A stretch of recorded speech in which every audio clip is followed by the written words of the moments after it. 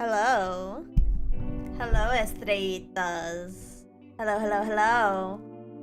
Welcome to another Star Traveler VT copyright trademark stream. Copyright trademark. I'm so tired. I'm very eepy, and I think I know why.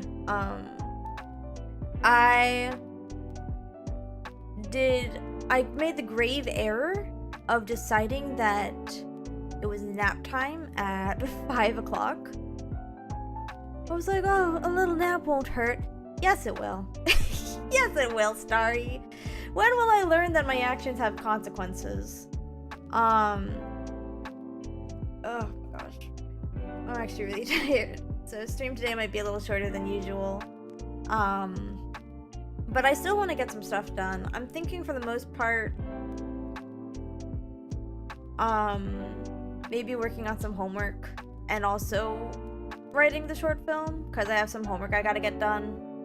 I mean, one of them has something to do with the film, so that would be interesting to do. The only problem is that I don't know if I can actually share it, because I think the premise of the film itself goes against Twitch's guidelines. It's not bad. It's not, well, is it bad? Is it bad?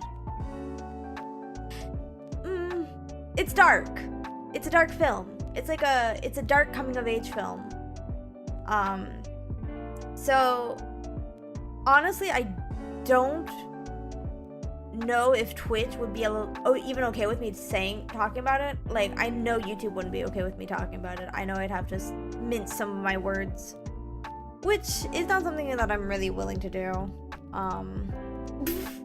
Because if I wanted to be talking about things, I want to be able to talk about them the way that they are. I don't want to have to be like, I'm not going to say any words right now because I don't want to bring down the mood, but I don't want to have to be like, blah, blah, blah, blah, instead of what I want to say, you know?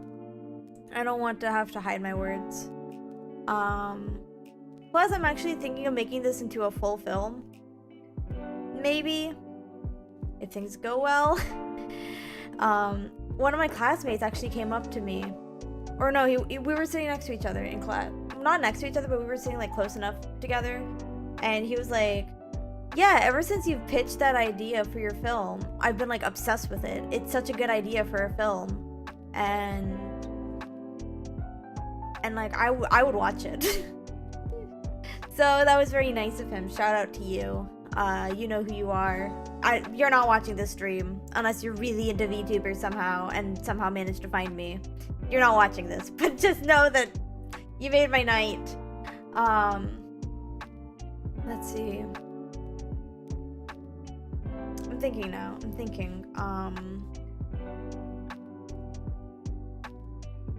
I don't, like, here's the thing. I'm not worried about you Estrellitas coming into my stream and like stealing my ideas. I don't think any of you would do that.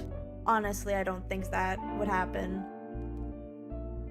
What I am worried about is like partially AI, partially like people who aren't fans of me coming in and like trying to say like, oh, this VTuber's talking about like this dark subject, and they're being like super disrespectful about it, even though I've dealt with this, so I know what I'm talking about. And I'm writing like, no, this isn't something that the story of the movie isn't something that happened to me, but it is something that I've dealt with in the past, and sometimes still deal with from time to time. I won't go. It's mental health issues. It's about mental health, and God, I'm just so nervous. Guys, the internet is so mean. The internet is so mean, guys. I don't want to deal with it. Why are you a VTuber if you don't like the internet? I love the internet. The internet is my home. The internet is my home.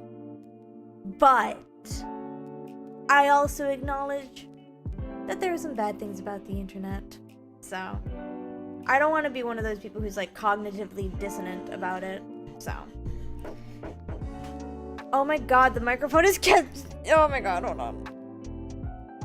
Okay, better. The microphone was catching my My litter box. My automatic litter box. Whew, that was close. Let me see if I can... Okay, I'm messing with the audio interface a little bit, so let me know if this sounds good, by the way. Yeah.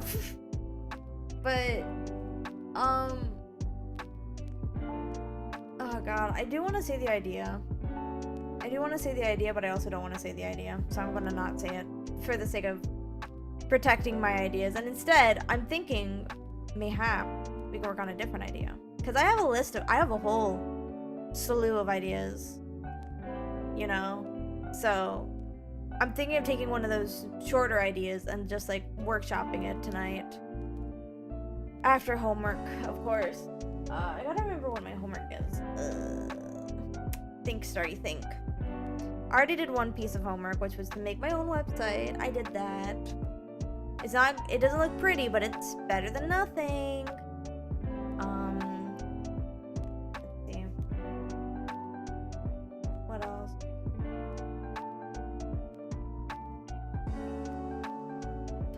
I don't know. Hold on, let me go to my school's website thing real quick and hope that I don't dox myself by accident. I need to open.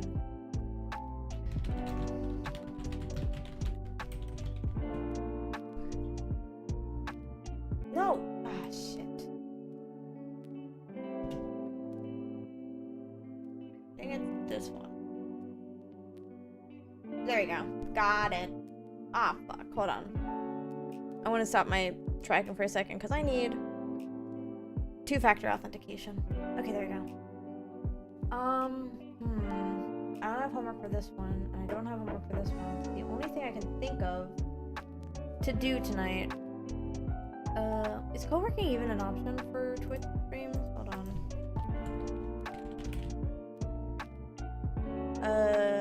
No, it's not, so we're just gonna keep this chatting. For now. Maybe change it over to writing later. This would actually be really fun to, like, do on stream, I think. If I could remember the...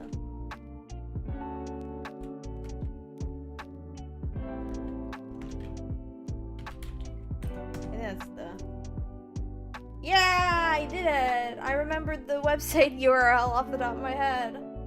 Yippee! Oh, you know what, actually? What would be really interesting?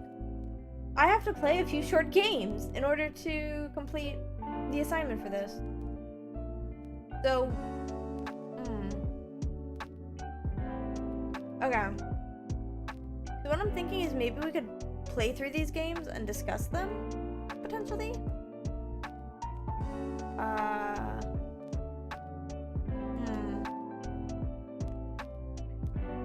don't know. There are 3 games that I have. There's 2 games that I have to play out of a total selection of 3.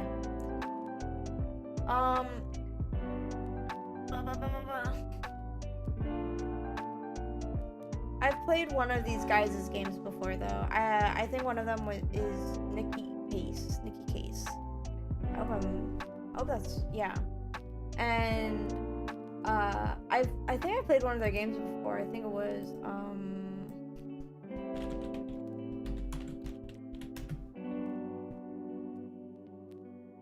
yeah, I played Adventures with Anxiety, and we become what we behold, which is we become what we behold is so fucked up.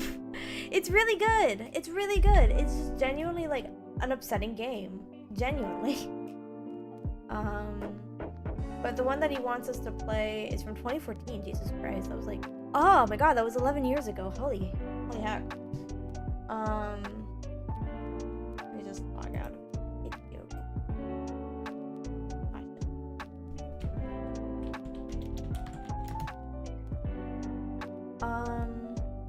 So yeah, let's go ahead and move to the gaming screen real quick because we're gonna do some gaming for homework.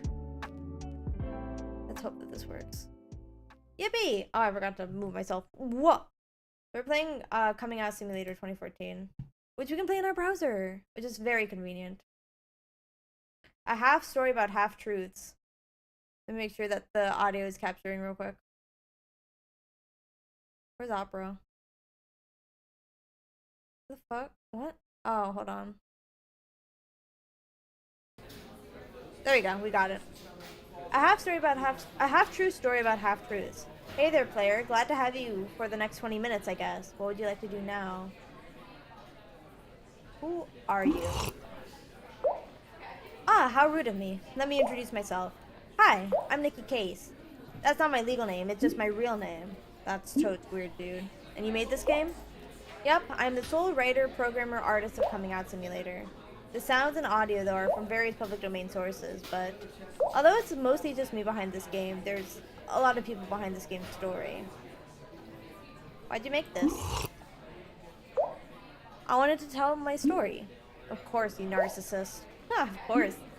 Actually, no, narcissists would use their real name. I told you, it is my real name. Alright, alright. Aight, weirdo. I made this game for the Narrate Game Jam. Gave me an excuse and a deadline. You procrastinated until the last day to enter, didn't you? Yeah. Also, this game is uncopyrighted, dedicated to the public domain. I'm as open with my source code as I am with my sexuality. How's about... Oh, that's a terrible pun. How's about a fork me programming pun? No. Okay, let's go ahead and play this game. Let me see if I can actually make this bigger. Is that better? I think this is about as big as it's gonna get. Oh, I can go full screen? Okay, let's go full screen. And actually, let me see if I can...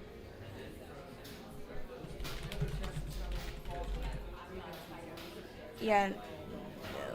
We're just gonna keep this just chatting for now. Okay, let's play this game. Why did you make this a clickable option when it's the only option left? No idea! Let's travel back 5 years ago to 2010.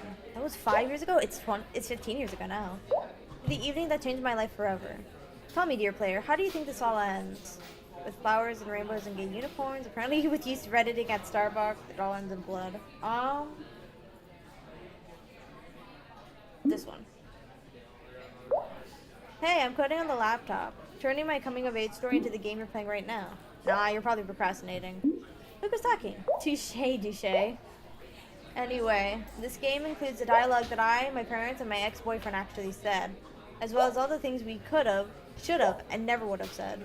It doesn't matter which is which. Not anymore. How can I win a game with no right answers? You're a bit of a downer, aren't you? This game is full of lies?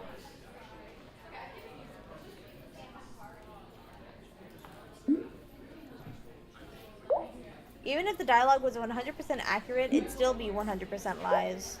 You'll be playing as me, circa 2010. This game is a coming out, a coming of age, and a coming to terms, and it's full of lies. Oh, shit. I didn't read that last part. When you play, choose your words wisely. Every character will remember everything you say, or don't say. Yeah, you even brought up my choices in this main menu. Exactly.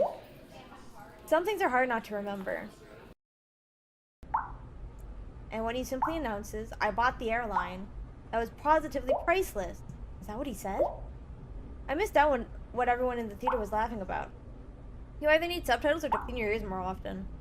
So how did you interpret the ending? Totally all a dream. His entire redemption story was a lie? A big fat lie. You're a bit of a downer, aren't you? Sometimes, but not when I'm with you. I'm just a realist. Yep,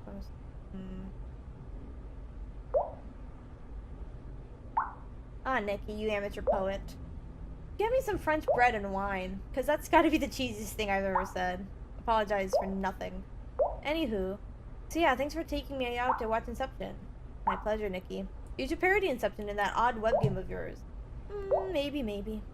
Let's meet again tomorrow evening. Although, hope I can convince the parents to let me out overnight.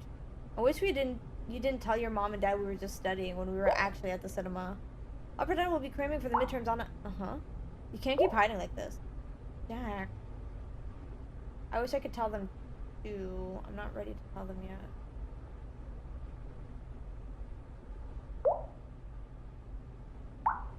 Nikki, hiding like this is eating away at your soul. It's, how'd you put it? A big fat lie? Come on, Jack. I came out to my parents last year, and they were very supportive. You're in Canada now. A lot of people here are LGBT friendly. How do you know your parents won't be supportive of you too? Asian parents are usually very homophobic. I don't know, I guess I haven't tried. They don't support anything but studying. I want to go with this one, because it feels better. Starry Hank, welcome to the stream. We're playing a short game for homework. You have trust issues. You're even texting me instead of calling because you think your parents might listen in. They would. This mode of communication. It's imprecise, impersonal, impossible to truly connect. Huh. You're an amateur poet like me, apparently. You yourself just said you wish you could tell them. Tell them. Tell them about us. Tonight. I'll just carefully hint at it. I don't want to freak them out too much. Still need to convince them to let me stay at your place tomorrow night. I'll tell them I'm studying with you again. Oh, it's dinner time. I'm heading downstairs now. Hey, I agree. Huh? With your thoughts on the movie ending, that is. I think Cobbs was still dreaming, living a lie. Oh, okay. Good luck. Text me in an hour. See ya. You amateur poet. Alright, so... Oh, boy, okay. Where is everyone?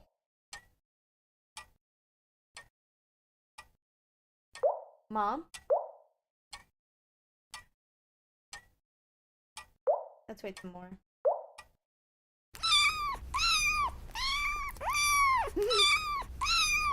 Meow, meow, meow, meow, meow. Nick, what are you doing? Oh, didn't see you. Hey, Mom. Hi, sweetie. You could have started without me. No need to let your food get cold. Sure. Your father's running late. He'll be joining us for dinner in an hour's time.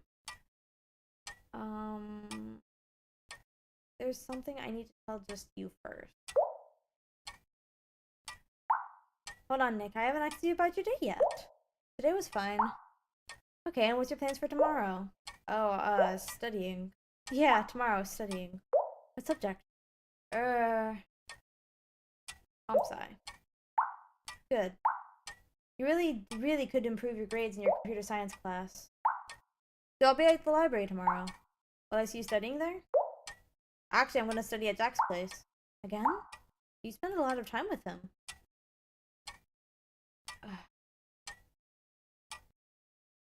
God, this is actually really scary. Hi, Scarl! Welcome to the stream! I'm trying to determine what to tell. I'm scared of how the mom's gonna react, but...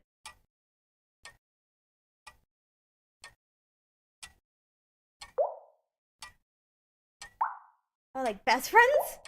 Well, so you're just hanging out, not studying. We are studying! Alright, just don't lie to me. I'm not.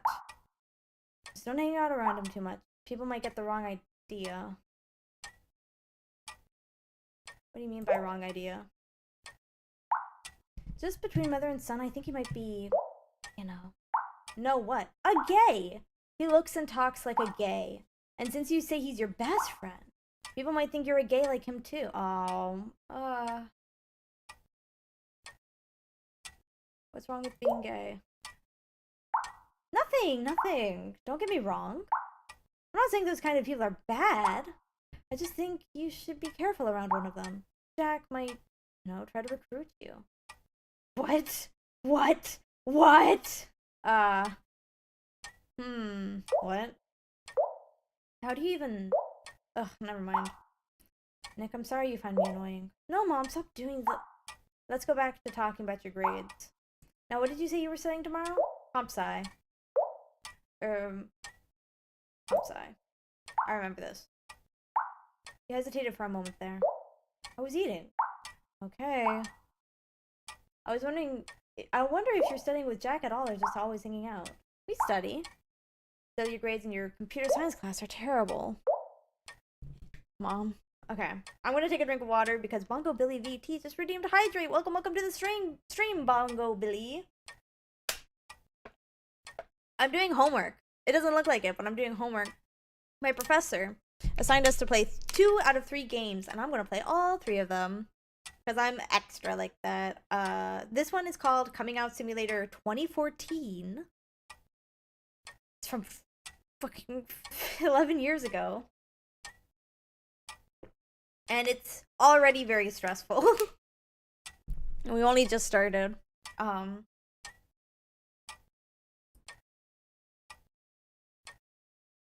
The ticking of the clock does not help, but yeah, I should be doing homework. Yeah, let's do homework together. Let's do homework together. I'm trying, I really am. I'm worried for you. Jack's not a good influence. All he does is do poetry. What makes you say that? I'm getting you a home tutor.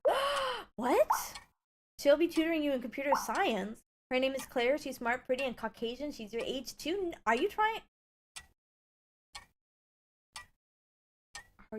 to stop me from seeing Jack? Are you trying to matchmake me with her? When we talk about tutors another time.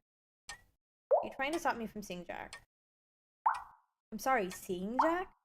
Be careful how you say that. You make it sound like what?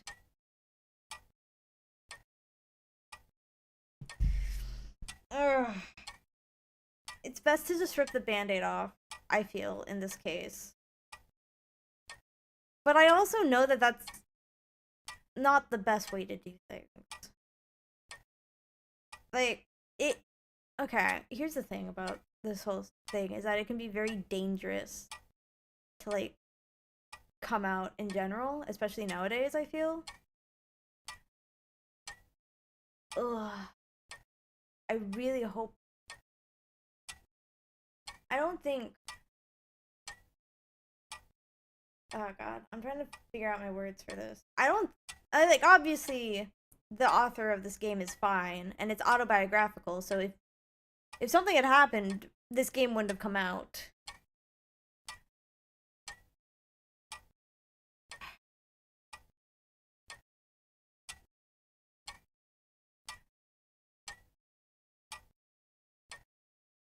Okay, let's do this.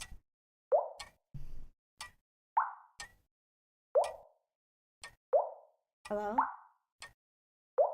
Anyone there?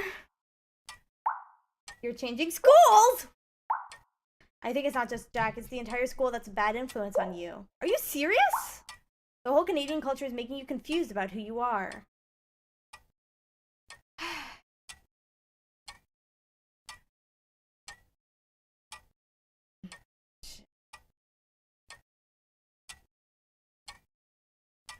You can't do this to your child. She's just gonna respond, yes, I can. None of these answers are good answers.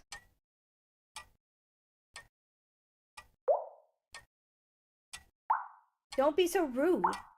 I'm your mother. It's my right to do whatever I want with you.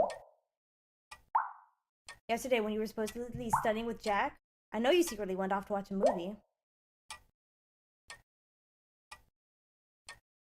You read my text.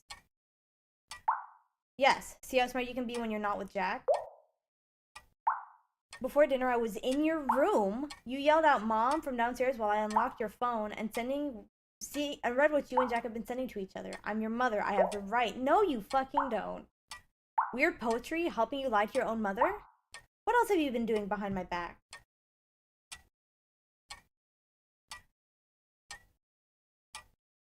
I'm not going to apologize to the mom, because I've done nothing wrong.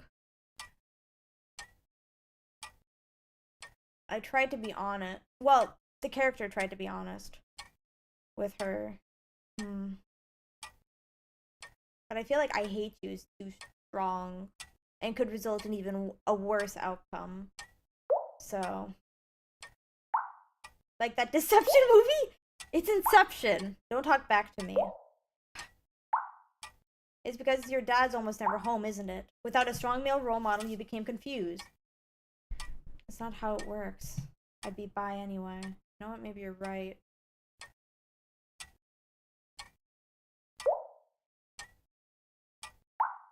How do you know? Are you an expert in psychology?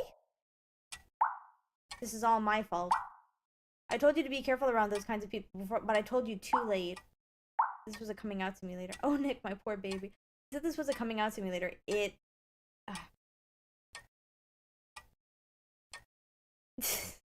It's going really well. It's going very well. Wait, I don't want to comfort her, but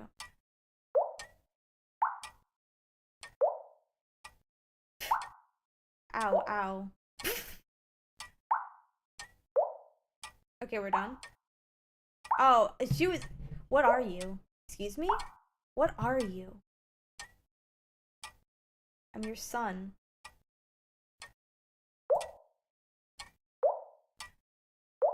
Isn't that enough? You can't ask that. Also, I don't know the answer to that, so I can't answer truthfully even if I wanted to. It is not your business. But I want to say no. Because I saw your text.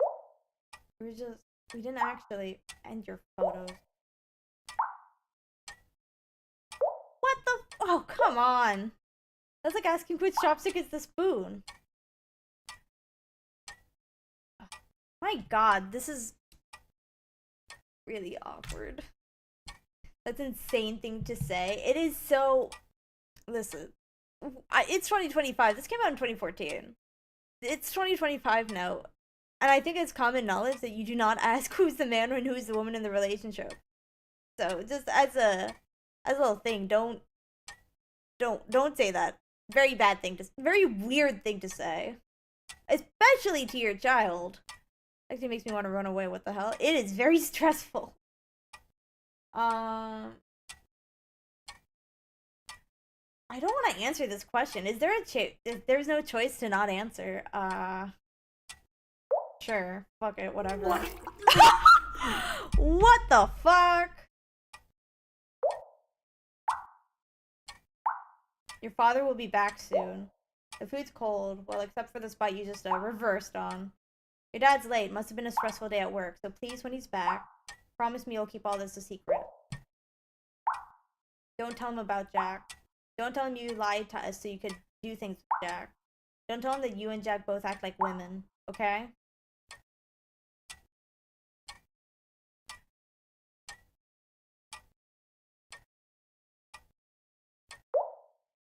No, not okay.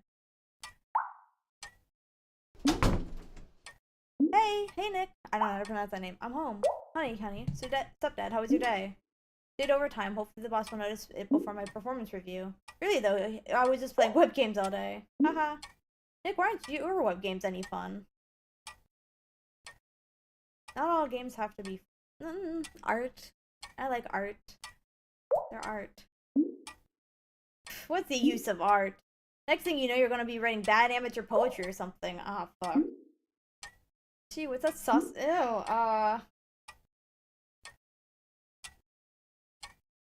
it's vomit. Nick, 1 week grounded. Don't insult your mother's cooking like that. Her food's it's all bloody enough. Son, how's school? School's fine. Really? Fine? What about your poor grades in computer science? Nick and I were just talking about that. We were discussing possibly getting a home tutor. Oh, is this the Claire kid? Mom, you said we wouldn't talk about this. You're the one who didn't promise not to talk. Talking about what? I'm the head of this household. You two better not be hiding secrets from me. Oh, Nick just really likes Claire. I have a boyfriend. Yes, son, you've got to be you're going to be a boyfriend. Hey, you're becoming a man, son. If I was your age, oh my, that's really weird to say. Okay, hi Chef, welcome to the stream. I'm doing homework. It doesn't look like it. I'm doing homework. We were also thinking about changing schools for Nick. Maybe just Claire's school. Claire will be tutoring Nick every day after school in computer science. Nick, how does that sound? Yes or no? He loves the shut up. I'm asking my son. You want to change schools to chase your hot tutor girl?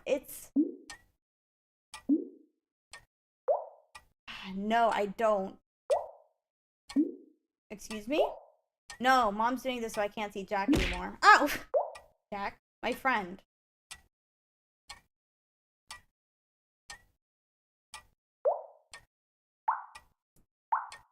Jack did this to our son! That kid chose his lifestyle, but I will not have it be yours, Nick. Look, I told Mom just now, I'm your son. Isn't that enough? Nick, you're changing schools. Your mother and I will do random checks on your texts and emails. I swear, if I have to pay Claire extra to make you realize you're straight, Oh my god! When I was crying earlier, he was mocking it. Shut up. We're not talking about you. So, Nick, would you like to say anything at all about that?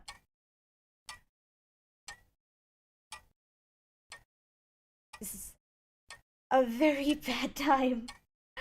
But hi, Chef. Welcome to the stream. We're playing Coming Out Simulator 2014, in which we are playing a person who is coming out to their parents. This is an actual homework assignment I was assigned. And then we're gonna write a movie. I just wanted to get this done first. And look how that's going for me. Look how well that's going.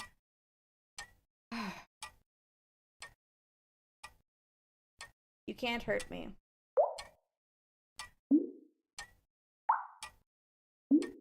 Mighty strong words, son. Honey, please don't. At least you're standing up to me like a man. Please, it's my fault. Don't. Ice keeps the swelling down. Oh, shit.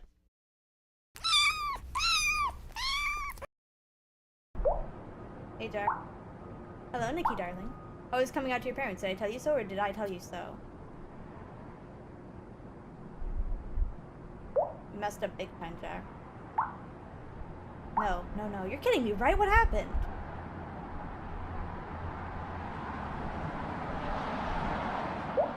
They read all our texts. That is just plain rude! Wait, what will you do with these texts right now, then? I can hide them better. My parents aren't exactly a tech-savvy bunch. Just plain rude. That's just one of 3 crappy things that happened. I am truly apologetic.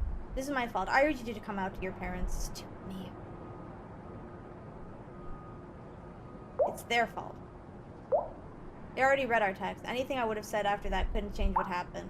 And they're stuck in their old-fashioned moralities, poor things. I wouldn't go so far as to pity them. You know, talking with my parents is like that mode of communication. It's imprecise, impersonal, impossible to truly connect. What now?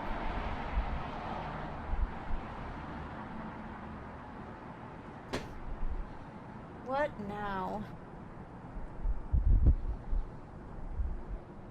I don't know what I'll visit the school counselor tomorrow means. If it means anything. But I think...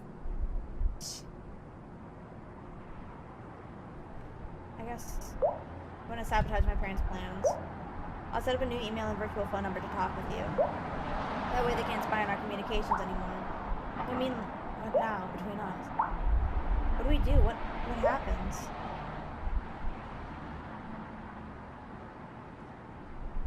We stick together as long as we can. As long as we can. It's late. There's a lot I need to sleep on now.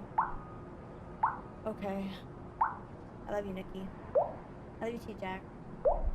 You amateur poet. And then we broke up 3 weeks later! Oh my god. 3 weeks! You made... Oh. What the fuck? I don't deny that. Ugh. I feel gross just using the same color dialogue balloons as the father character.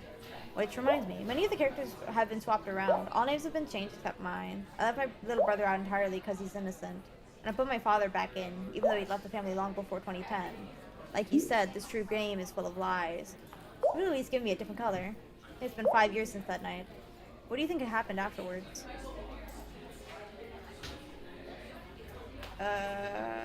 Gets better? Yes, actually. In all 3 versions of what happened. What? Which post-coming out story do you want to hear first? Don't worry, you get to hear all 3 of them. The lie, the truth, the half-truth. Let's start with the lie, then go to the half-truth, and then go to the full truth. Very well. I ran away from home with nothing more than a luggage bag full of edible underwear. I roamed the Great White North, supporting myself by writing amateur poetry for strangers. I ate flowers, pulled out the rainbows, and befriended a homosexual unicorn. Eventually, I made it to Alaska, where I met an adult bisexual couple named Bonnie and Clyde. Bonnie was a mid-30s cougar, and Clyde was an early 40s manther. What the fuck?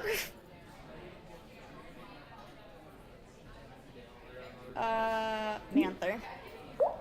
Also known as a I'm not gonna say that. Not gonna say that.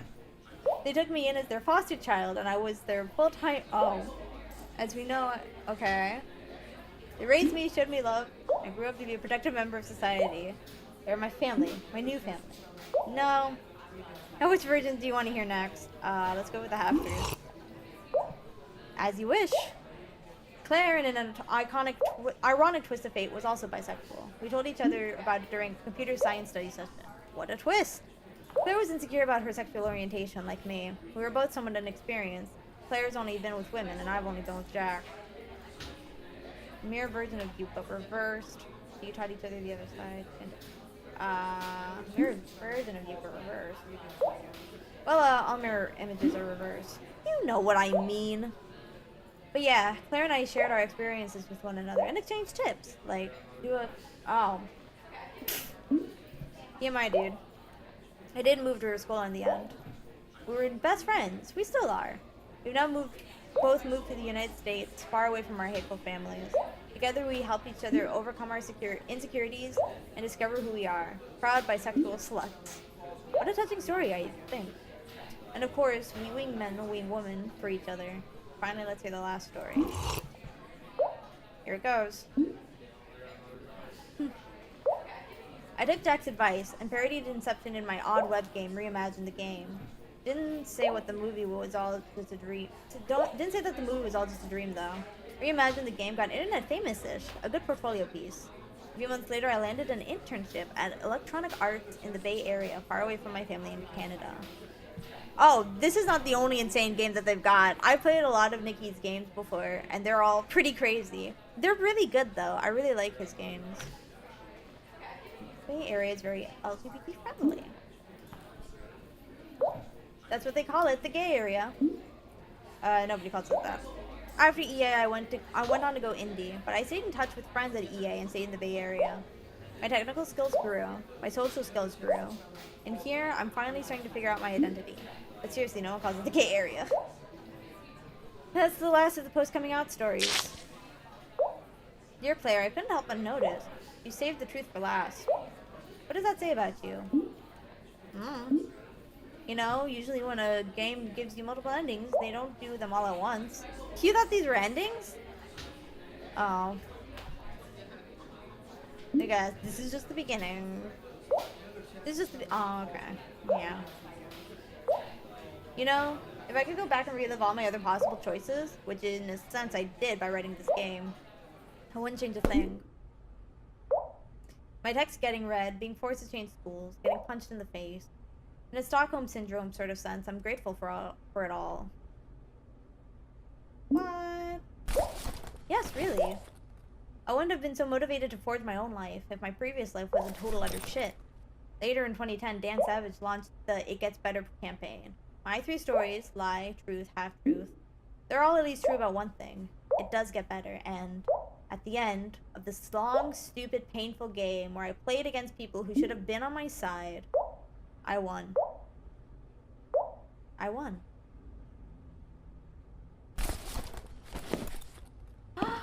Yeah! Coming out simulator. Game is public domain. That was a good game, I dare say. I thought that was really good. Yeah, honestly, like, let me take a sip of water before I say this.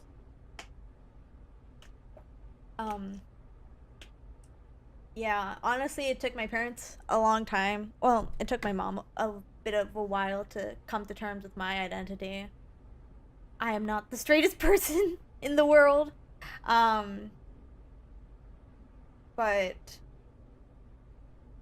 like, eventually she's still not completely in love with the concept, but I think she's kind of grown to accept it a little more. than maybe she would have beforehand. So that's thank you. um, but yeah, yeah. I think I'm glad that it does get better. It really does get better. Let's see. Oh, there's a Japanese, Chinese, Russian, Portuguese, Spanish. That's cool. I'm kind of tempted to play another one of their games, but for now, I think we should play the next game that's on the list. We have two choices. There's one called Dysphoria, and then there's one that I have never played before, but I've heard of before, and you all have probably heard of it too. Depression Quest, by Zoe Quinn. I'm really tempted to play Depression Quest, like honestly, like I'm really tempted to, like I don't know. It's an interesting bit of yeah, we're gonna play Depression Quest. It's an interesting game because for those of you who don't know, this game, oh god, how do I describe Gamergate? Fuck. This game was very impactful in a bad way. Not not for the fact of what it's about or anything, but this game ruined somebody's life, ruined the developer's life. It is very unfortunate what she went through. Zoe Quinn was a game, or I think she still is a game developer. She I mean, it's the internet. God, I don't even know how to describe this. Fucking, basically, people just harassed her, but it was on a it was like one of the first real like it was one of the first real big like mass scale harassment. Like if you're thinking think Kiwi Farms kind of level of harassment. They like found her phone number, found her family's phone number, stuff like that. All because of this game that she made. And oof, it was not pretty.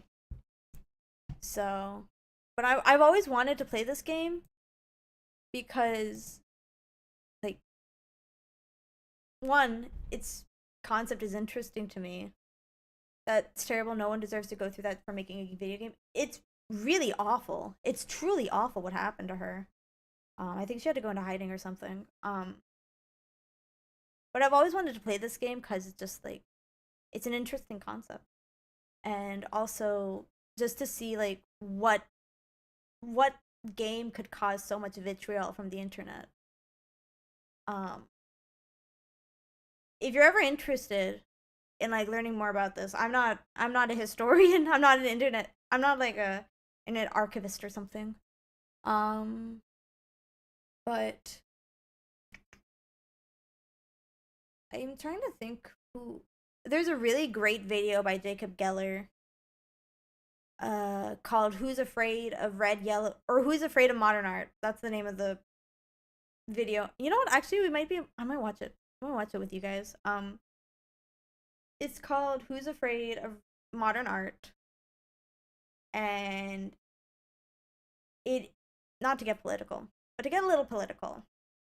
It's about how newer modern art is usually shat upon by fascists in order to promote stereotypical Western values and such.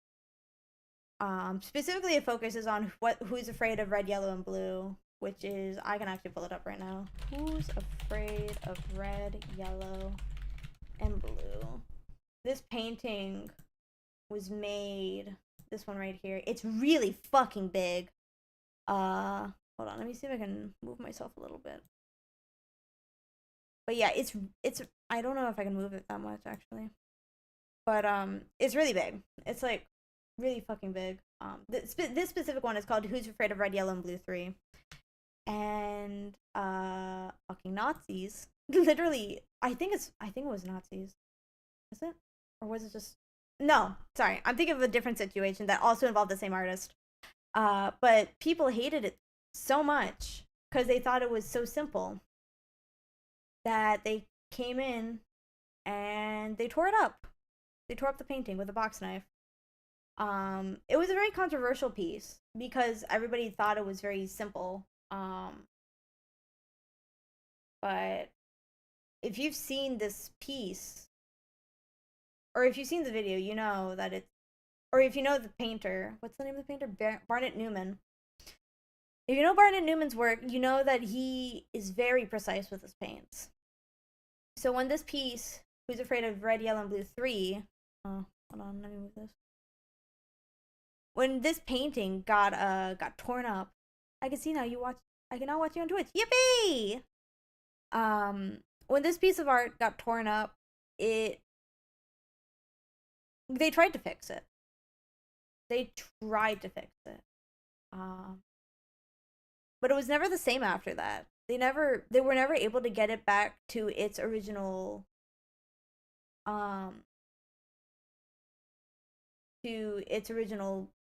status as a piece of art because of the way that Barnett Newman made his paints. Like, he made his own paints with like eggs and other such things, like different pigments. You know, he made his own paints and he never shared those recipes with anybody. So they can never ever recreate the structure of the paint. And now it's different and it does not impact the same way. And one of the interesting things about Barnett Newman is that he is Jewish. He's Jewish. And when he had, this is one of his, is this the one that yes, Broken Obelisk. In Broken Obelisk, somebody vandalized it. And, I'm trying to remember exactly what they did. But, like, a legitimate, like, neo-Nazi vandalized it. And the whole video is very interesting. I'm gonna play it after we play Depression Quest. But yeah, it's so, like, I don't like getting political on here because it's not because I don't have my own stances on things. Trans rights, neo-Nazis are bad. Nazis in general are bad, you know. But you can put that on the record as me saying that you know, all human beings deserve happiness and respect except for Nazis. But I just feel like I'm an anime girl on the internet. I don't feel like it's really my place to be saying these kinds of things.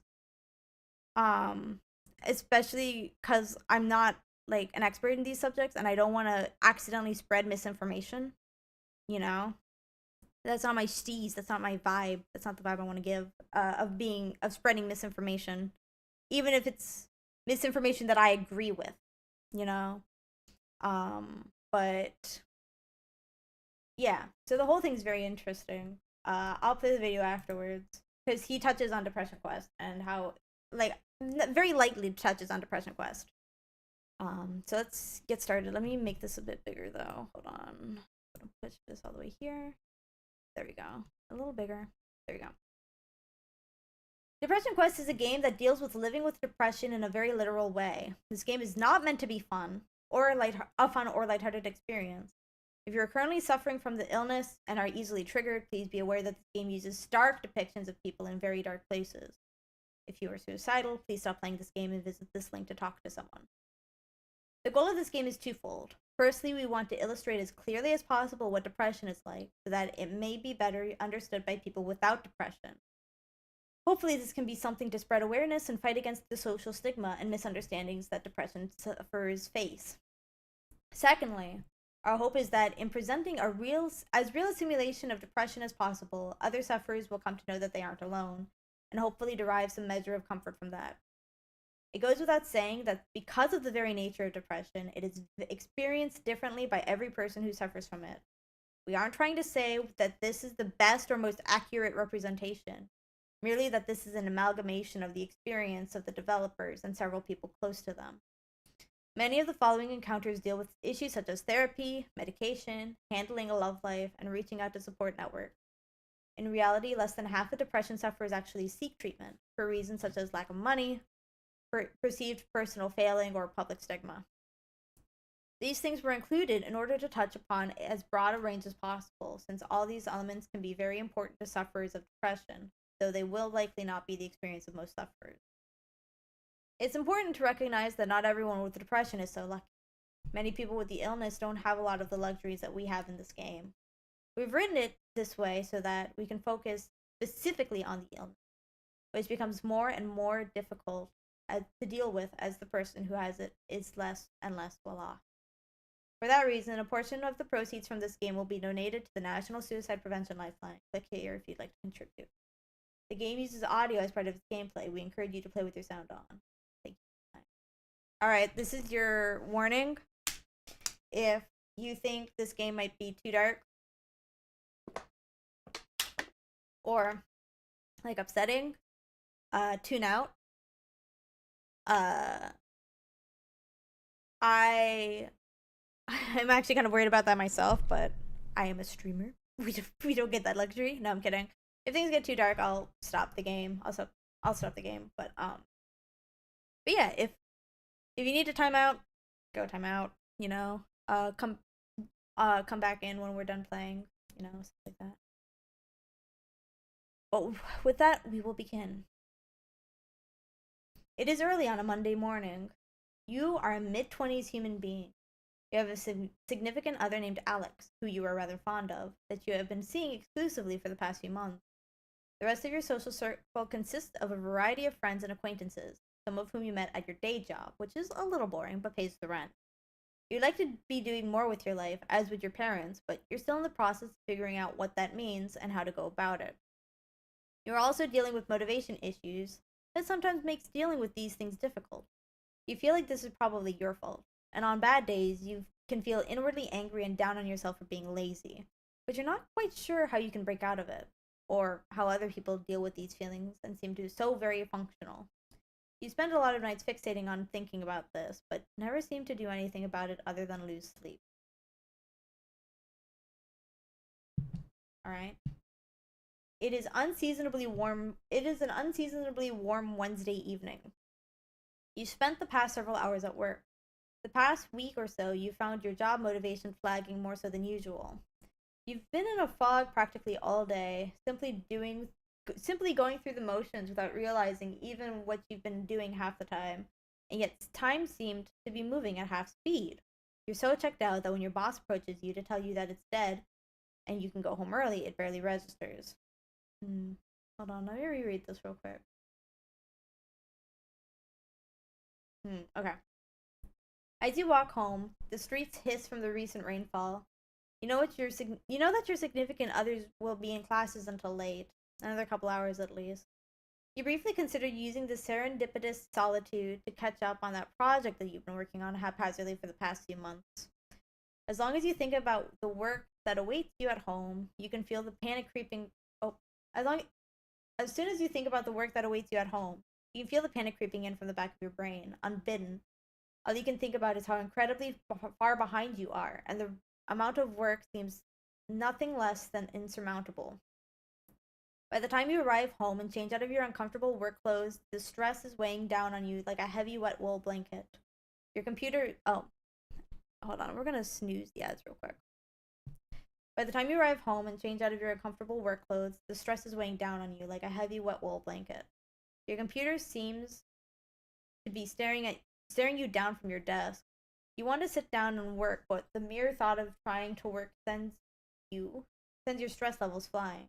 More than anything, you feel suddenly and absolutely exhausted. And you feel a strong desire to simply hide in your bed. Do you? Okay, let's see what it says. You are depressed.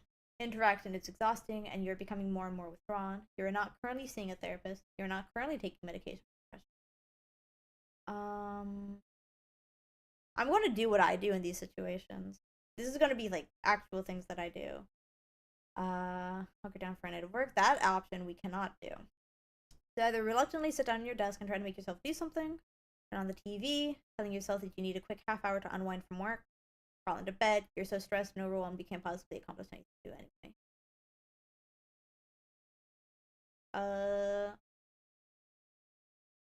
Honestly, this one will make you feel worse, I feel. This one is just procrastination. This one is also procrastination, but feels bed rotty. So I'm gonna go with turn on the TV. Just a half hour of TV, you tell yourself, absently grasping for the remote. You don't so much sit down on the couch as sink into it. You turn on the TV and start going through your usual channel routine. After a few cycles of this, you realize you're really not doing much more than thumbs calisthenic and absently killing time. You check the clock and see that over 20 minutes have already passed since you sat down. As the self-imposed time limit creeps ever nearer, you become more and more anxious. You stand up and walk to the fridge, telling yourself, I'll just make a quick sandwich and get to work after that. You can't be productive on an empty stomach, right? As you eat, you start pacing around your apartment, heading past your bedroom in the process. You stop in the doorway, as if physically unable to cross the threshold. Familiar waves of exhaustion start racking you, and you feel simultaneously tired and panicked. You close your door and head back to the couch. It's still early yet, you tell yourself. As long as I get to work in an hour, I'll have plenty of time to be productive. As you flip channels and let the CSI and Jeopardy reruns wash over you, and you sink deeper into the couch, feeling at once encroached upon and shielded by being quite literally swallowed up by it. As the second hour draws nearer, sure enough, you find yourself getting anxious and jittery. You repeat the fridge-paced couch process a couple more times before you look at the clock and realize that several hours have passed and, not surprisingly, you've managed to get no work done. You crawl into bed, acutely aware of the fact that you have work in the morning and that any opportunity you had to catch up on your own creative endeavors today was squandered. You're feeling so disgusted with yourself that when Alex calls to talk to you on her way home from class, you simply say you had a really rough day at work and you're trying to rest up before your shift tomorrow. She says she understands and wishes you a good night, but you can't help but notice she sounds slightly disappointed. Ironically, the stress of potentially upsetting your partner compounds with the stress of not having gotten anything done this evening, and the stress of having to go into work tomorrow. The buzzing of anxiety in your brain melts together with your body's utter physical exhaustion, and you sink into a semi-hypnagogic, anxious funk. Too tired to try and work, but too anxious to fall asleep for several hours. Whoops. It's a mild Friday afternoon, so 2 days have passed. Alex calls you from one of her classes, telling you there's going to be a really awesome birthday party tonight at her apartment, and one of her roommates is throwing. You've hung out with this roommate a few times with Alex, and you get along well enough, but aren't particularly close. You don't have work in the morning and have nothing else in particular to do tonight. You're feeling kind of run down, but you have been fatigued most of the time lately. You mention that you're feeling ill because you're not sure how else to explain those feelings to someone else, and say that you aren't sure you can make it tonight. There's a second of silence over your phone, but you swear you can hear the sound of your partner's face falls. She tries to convince you anyway. You haven't seen her this week, and she sounds pretty insistent that you come over. She even drops a few suggestively worded hints that you can stay over with them tonight after the party. What do you do?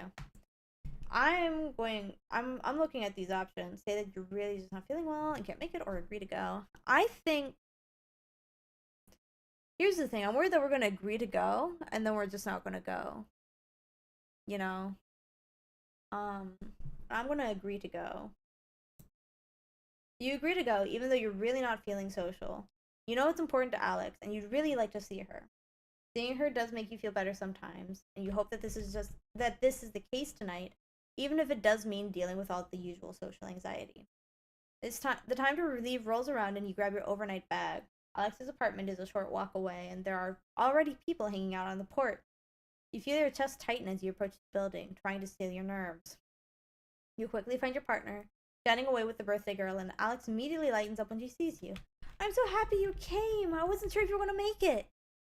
A young man taps on her shoulder, and she turns back to you to apologize and lets you know that they have something to do for the party. Alex hands you a beer and plants a kiss on your cheek before going off to deal with whatever came up.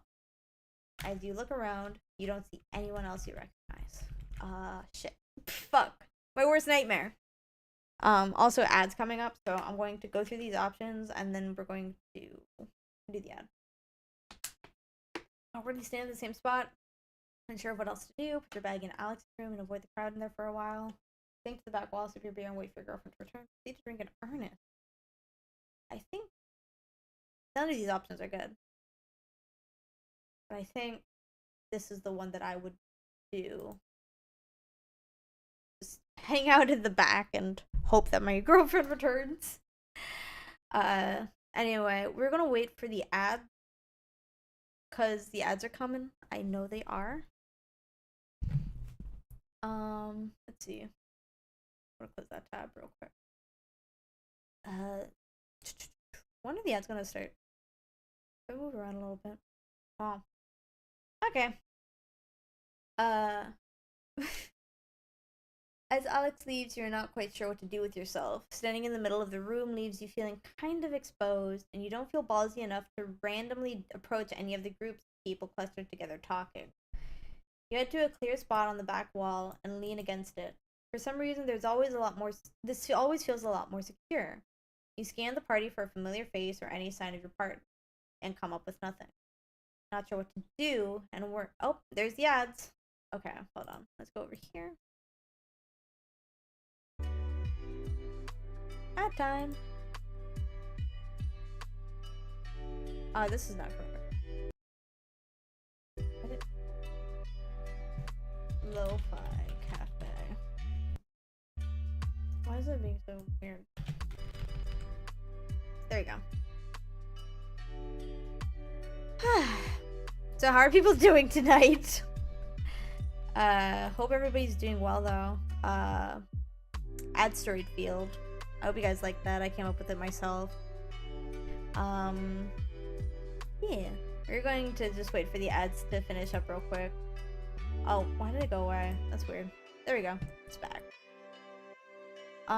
In the meantime, let me just make it.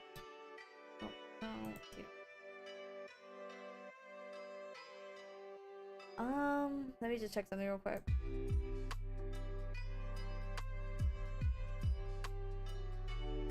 Alright.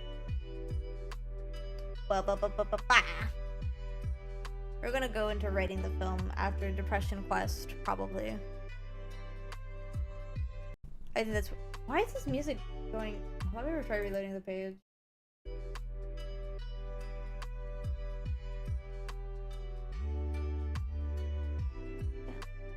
I like lo-fi.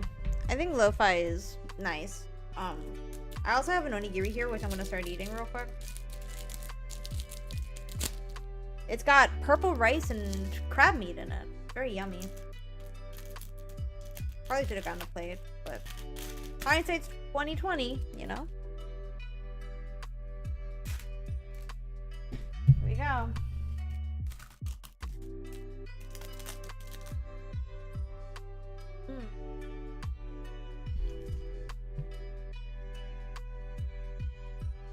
That's good onigiri.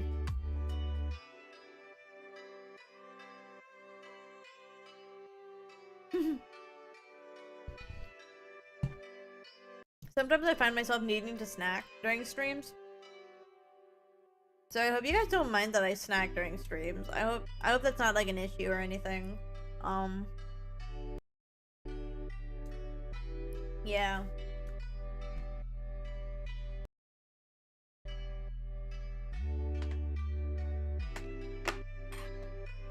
You got hot. Oh, we only got 20 seconds left. I don't know why this music is not working. Yeah, okay, I'm gonna mute it. We're gonna go back to Depression Quest. I get rid of ad time.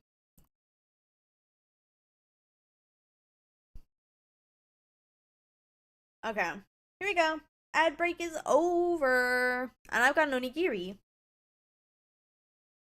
For some reason, this always feels a lot more secure. You scan the party for a familiar face or any sign of your partner and come up with nothing. Not sure what else to do, and worrying that you must look creepy just standing there watching everyone, you take out your phone to busy yourself. 20 semi-tedious games of Bejeweled Blitz later, your partner returns. You spend the rest of the night with Alex, occasionally being introduced to people and nodding along with group conversations, even if you don't participate that much.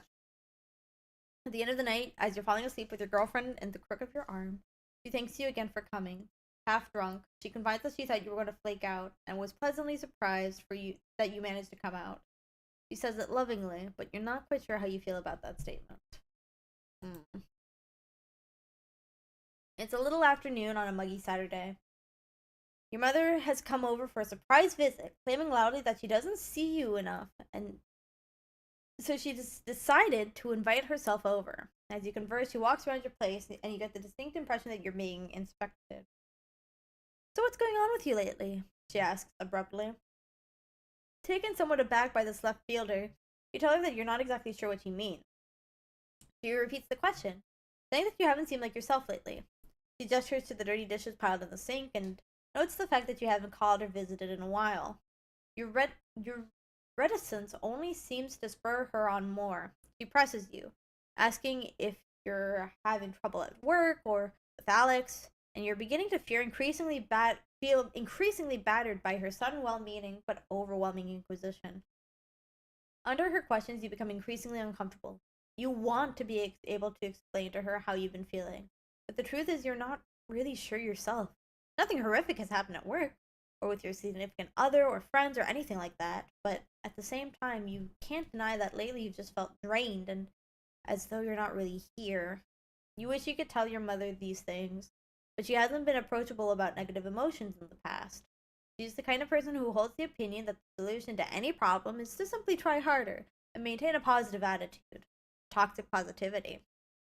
A stance that has reared its head in past conversations when you've begun to explore the subject with her.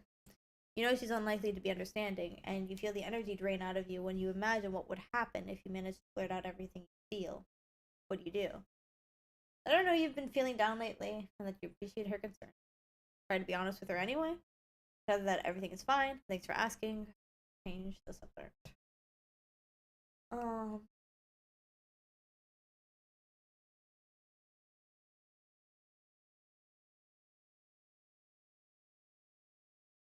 Uh.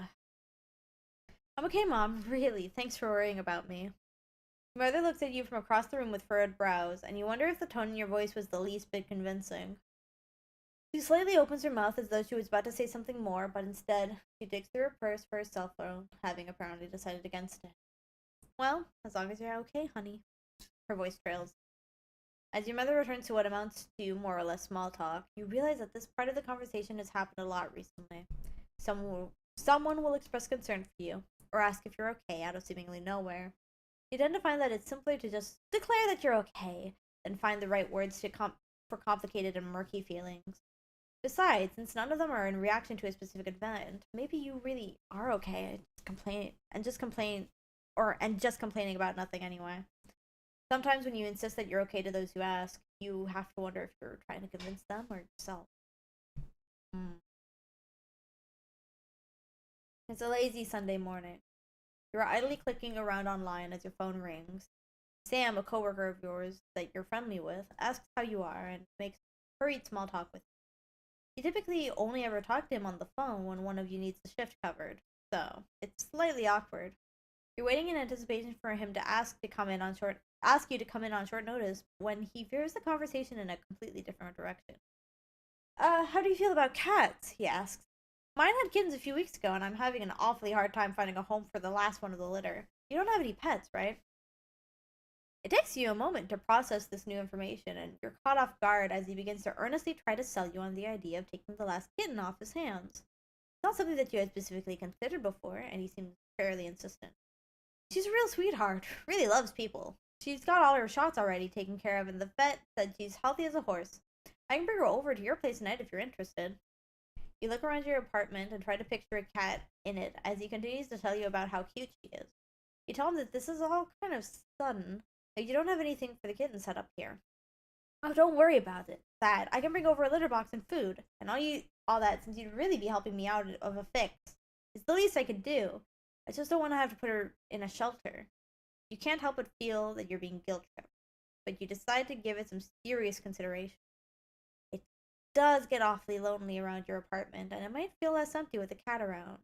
However, since you've been feeling so down, it might not be a good idea to take on the responsibility of a cat, even if they are fairly low maintenance. What do you do? Take the cat, knowing full well that you can take great care of it. Decline, even though even though you'd be totally capable of taking care of it, you're not much of a cat person. Become a cat owner. You could use the companionship. Decline, you're not in a good enough place to be taking on more responsibility right now. Oh, if we take on the cat, is something bad gonna happen to the cat? Something bad gonna happen. God, this one's hard. Because for me, my cats are very special to me. I think we've gone over this before. I love my cat. And, and like I suffer from mental health issues, and uh my cats actually do help me with getting out of bed and making sure, because it's like an extra responsibility, but it's one that I feel helps me keep some sort of routine instead of like I can't sleep in until like 5 in the afternoon because I gotta get up and feed my cat, you know. So, but I'm going to decline in this case because I'm really worried what will happen to the cat. I'm sorry, I just can't right now. I hope you find a good home for her. You sit through a few more sales pitch statements that border on guilt trips and rebuke them with fabricated excuses about your landlord not allowing pets, but your coworker gives up and thanks you anyway. You wish him luck in finding a home for her, and as you hang up, you feel pangs of guilt as you imagine him having to put her in a shelter. You wonder if the chance of the kitten ending up in a shelter was worse than the chance of you being unable to take care of an animal. And you feel pretty awful about yourself regardless. The apartment's emptiness feels a lot more palpable suddenly, and you wonder if you could have pulled it off. You consider getting a pet in the future after more careful consideration and planning. The next day at work, you run into your coworker and breathe a sigh of relief as he informs you that he was able to find a good home for the kitten. Probably way better off than she would be with me, you think. Oh, you spend a large amount of time sleeping, hating yourself, and oh, fuck. I think that was a bad option. Ah, shit. Okay. It's late Friday night, afternoon, and quitting time is just around the corner. A bright, clear day is giving way to a still, temperate evening. You can hear your coworker all around you, anxiously making plans for their evenings and weekends, but you're really looking forward to just going home and resting after what's turned out to be a very long and taxing work.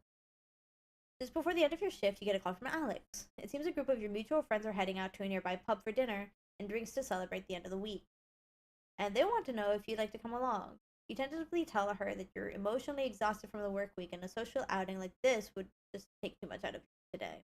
You encourage her to go and have a good time since you know it's been a while since she's gone out with friends, but the effort feels futile since you know she wasn't going to go without you.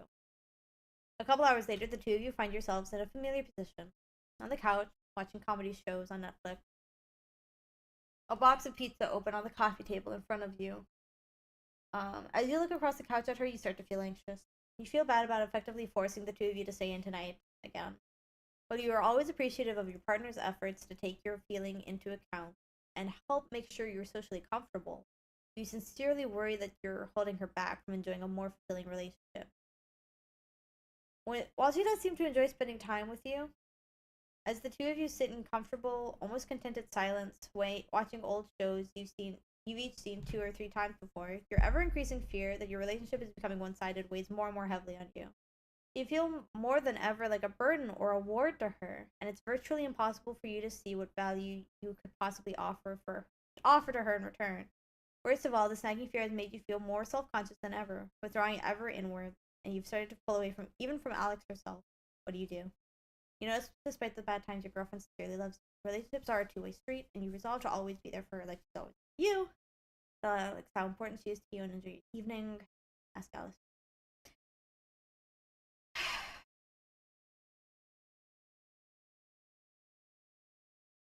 This one's tough. Um, Ask Alex if she's happy with. I feel like if I do that, she will take it as an offense. Like, I'm not happy with this relationship anymore, so I'm asking you if you're happy. Or she might just ask.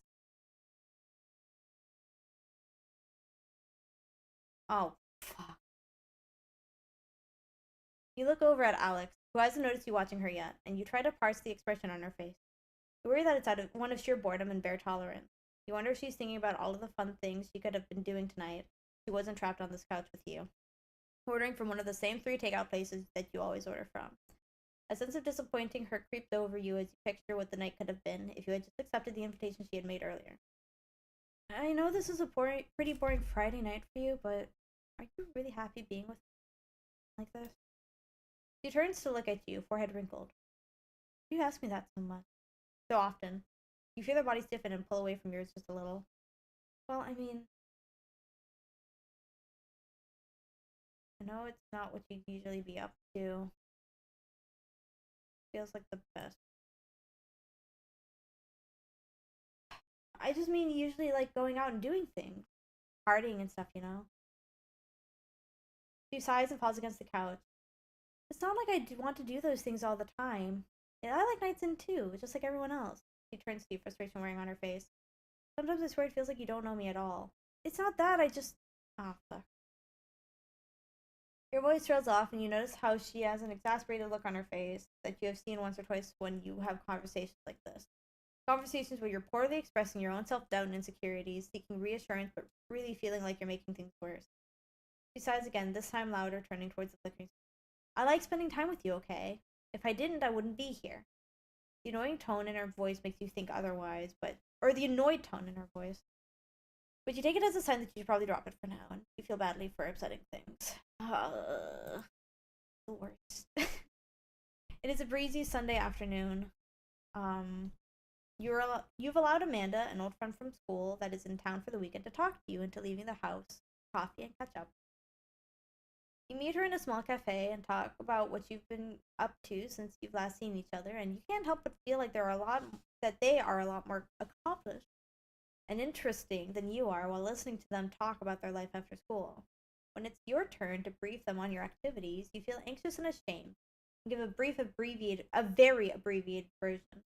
You try to talk about your job as little as possible, and you feel incredibly boring while you describe it, despite her expressing sincere interest in you and your life.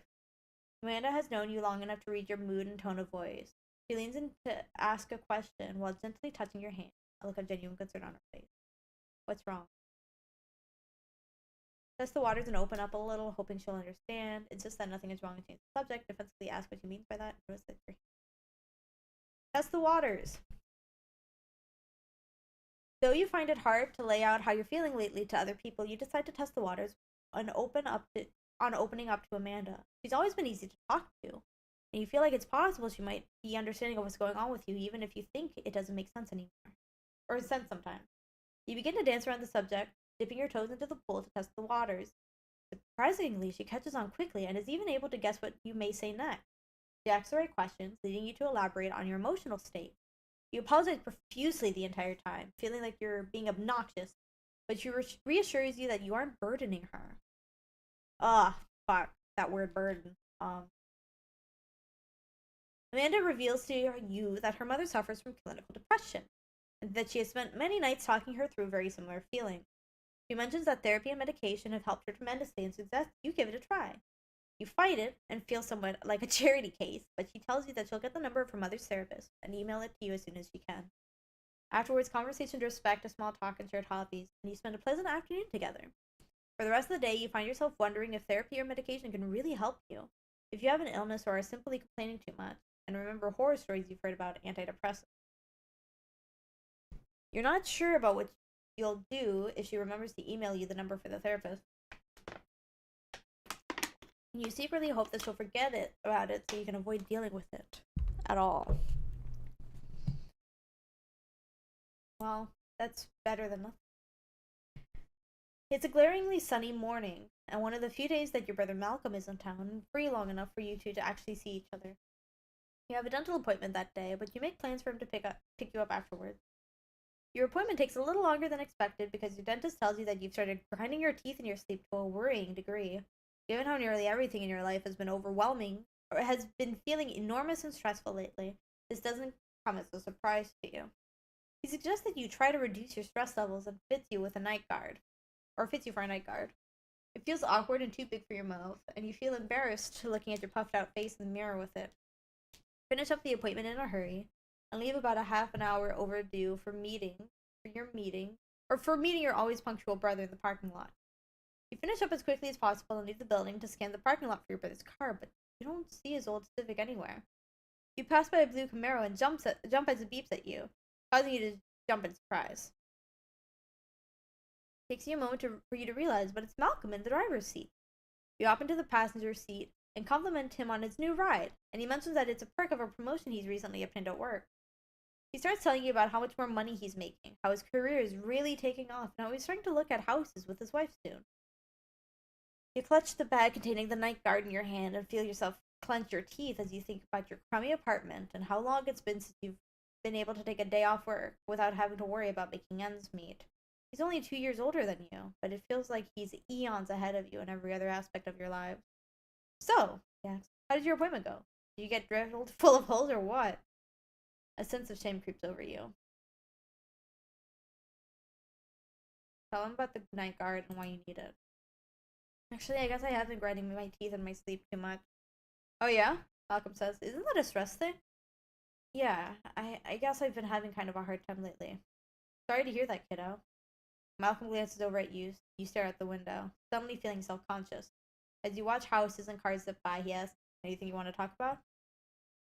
I don't know. It's hard to talk about. Trying to figure out where to start feels like trying to pin down something flying around in your head.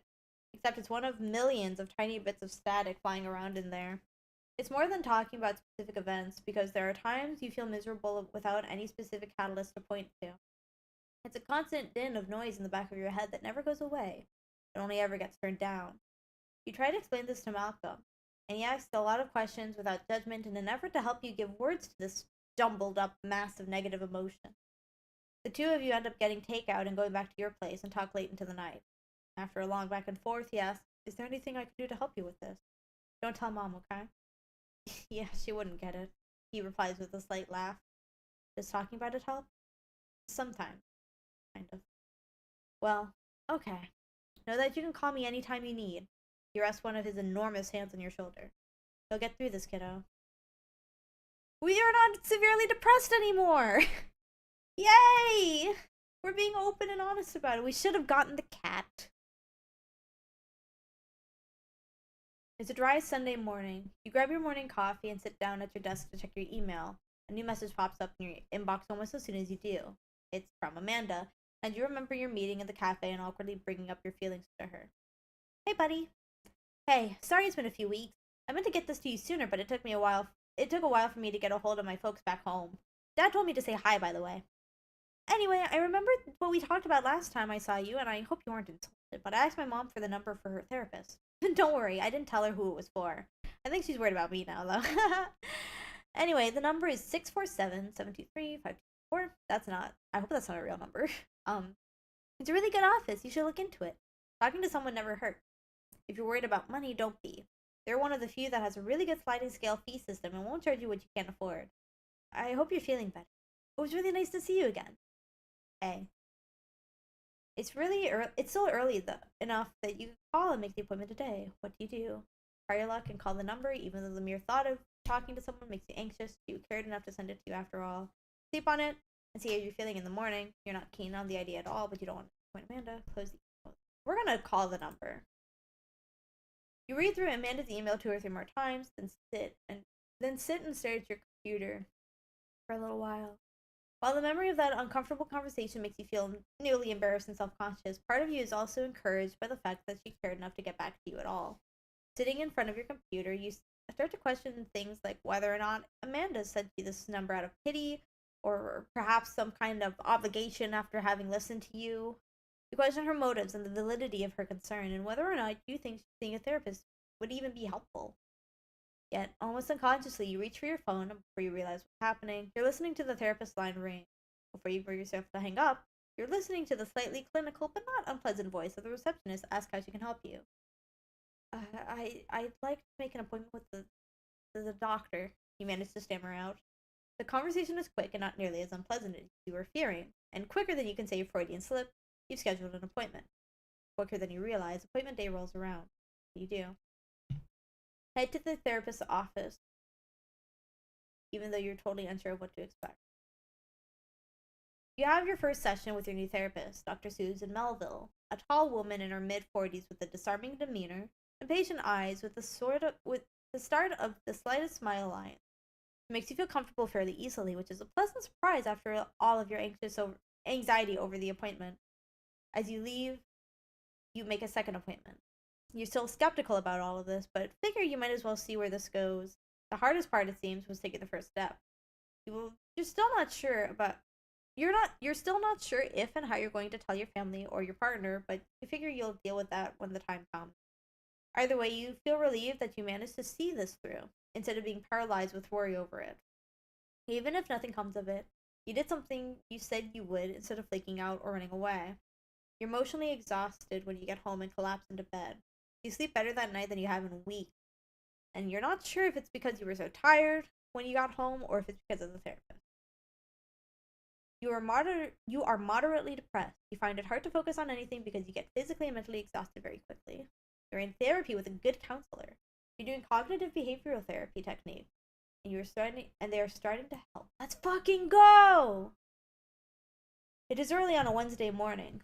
Lately, you've developed a nasty habit of waking up 10 to 20 minutes before your alarm rings, and unfortunately, today is no exception. You lay in bed, each minute ticking closer and closer to wake up time, passing on a swelling wave of ever encroaching dread. Sooner than you would like, your alarm blares with caustic inevitability. You frantically pound the snooze button and then retreat under your blanket, as if the warmth of your comforter can shield you from the passing of time. You almost always have difficulty rising from bed, but today that simple task seems nothing short of Herculean. After several snooze cycles, you decide that you just can't deal with work today. You're incapable of even rousing yourself from bed, let alone going into work and having to force yourself through a work day.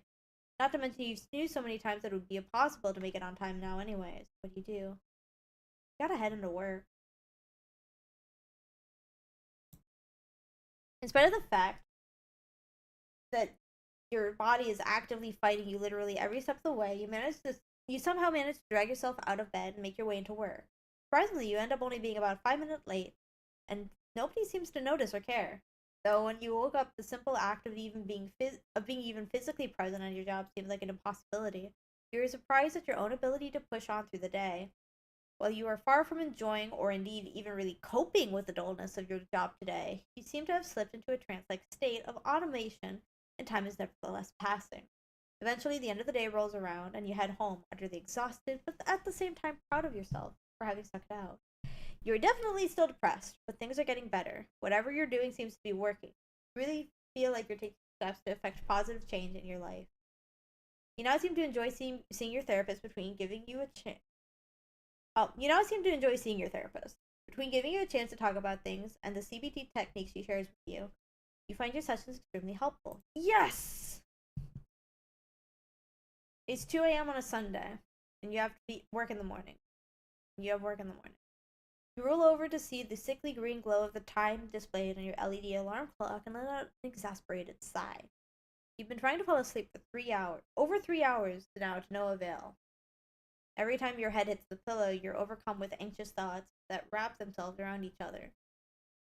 Worries about your job lead to worries about your future, leads to worry about your very identity, and you're unable to shake them off long enough to doze off.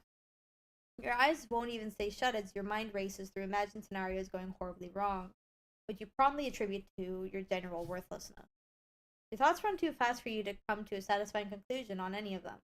Your room is completely silent, but the silence has given way to a loud static noise rattling around inside your head. Your heart beats loudly and you worry it's beating a little too fast. You worry that if you focus too strongly on your racing heart, you'll freak yourself out hard enough that you have a heart attack. You have to be awake for work in a mere 8 hours. You know that your work is so much worse on only a few hours sleep. What do? Well, there's only really one thing we can do.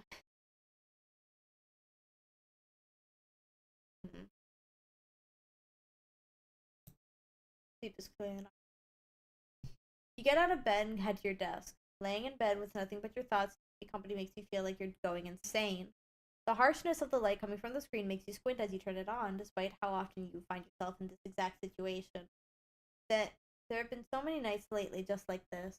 As you begin reading a news story, an online friend of yours IMs you. You're up late again, I see. Yeah, can't sleep. Again. Thinking too much again? Thinking. You guessed it. Want to talk about it? You end up talking with Attic for quite some time about how you've been feeling. It's always been easy to talk to you about personal matters, and the added security of talking online helps. Being able to rethink what you say as you type it out and check it before you send it out helps you gather your thoughts. You find it less intimidating in a way to type it all into a prompt and say it out loud. I don't want to be that guy, but who thinks they can diagnose something because I read a Wikipedia article, but it kind of sounds like you might have depression. You should talk to someone about that, like a doctor. You pause. After, are you really that transparent? Or is this, or is it that you've gotten used to talking about your feelings at this point? Your insomnia makes you a little paranoid, but you take it off. We can do some research and see if there's a good doctor near you. It's not like you're going back to sleep anytime soon anyway. Might as well do something while you're awake. This is still a night. I'm normally able to sleep, but I don't. Actually, I have talked to someone about it. Oh, okay. I'm glad you're taking that step. I heard it's not an easy one. I know people kind of suck at understanding this sort of stuff sometimes, but there's nothing wrong with having depression. You wouldn't be ashamed to have bronchitis or something. So there's no reason to be ashamed if it's your brain that's sick instead. We spent a few more minutes talking with Attic about your therapy and your feelings about it. He's incredibly supportive, and you're happy to find that you have a confidant that understands your illness and is willing to lend an ear when you're having nights like this. A little while later, you fall back into bed and find it easier to drift off to sleep. Even in therapy, you know you're still going to have nights like these sometimes, but it's good to know you have a friend who will help you carry you through. And it's a chilly Thursday night and you've just gotten off of work. This has felt like one of the longest days you've faced in recent memories. Even though this game's supposed to have music, isn't it? I feel like maybe the music thing is broken because I see some puzzle pieces around, like one here. Anyway. This has felt like one of the longest days you've ever faced in recent memory. Even though nothing exceptional has happened, a ton of minor things kept going wrong. And coworkers had tried your patience throughout the day. You considered leaving work early, but the last thing you wanted to do was deal with your insufferable boss on top of everything else. You were lost in thought on the commute home, and your feelings of frustration both with your life and the world around you build as you run into minor annoyances like someone bumping into you really hard as they walk by. By the time you get home, you're exhausted, and remember that these feelings were ones you identified as a negative feedback loop with your therapist. These pent up feelings aren't dying down and are eating at you. You open your front door and stare at your apartment. An overwhelming feeling of exhaustion comes over you. And you feel like your energy levels are low enough that you'll likely settle into a single activity tonight. What do? Reach out to someone close to you. Your head feels too noisy, and you need to trade it for some actual conversation. Your therapist did say it was important to reach out to your support network. You might as well give it a shot. I'm gonna talk to Alex and be open with her.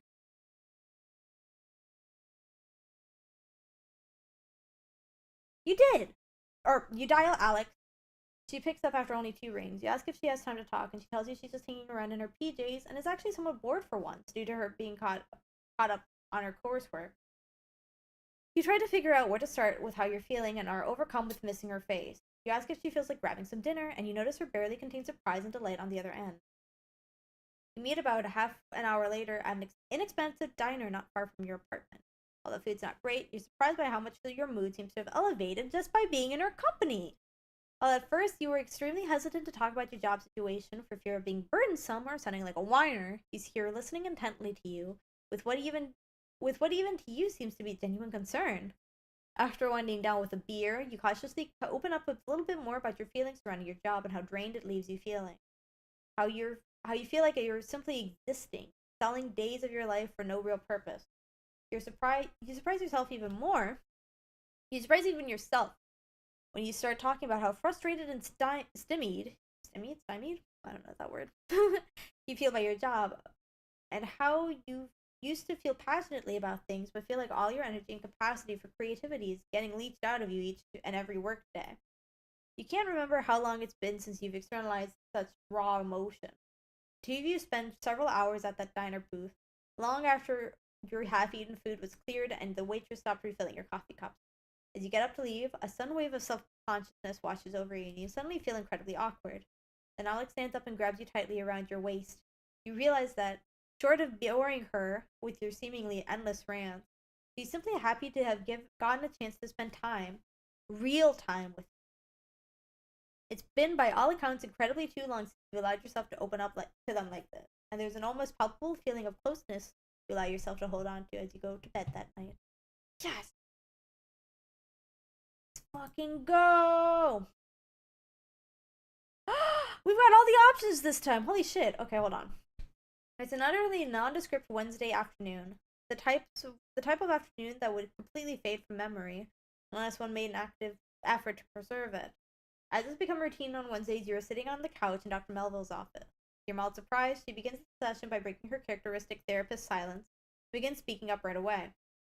I wanted to start by saying I think it's great that you decided to come see me. It's an incredibly important first step, she begins.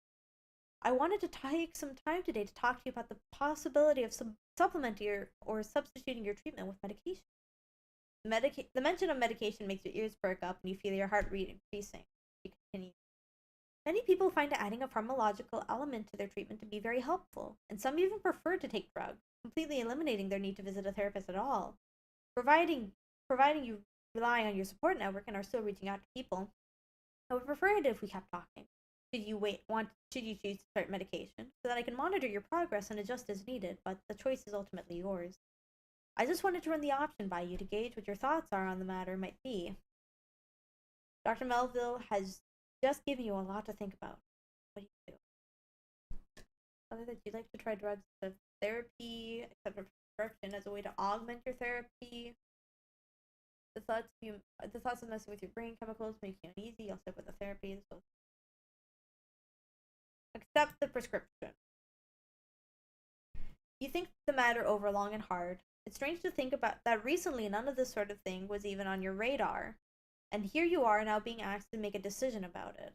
You're both skeptical and nervous, still getting over the initial shock of even just talking to a therapist.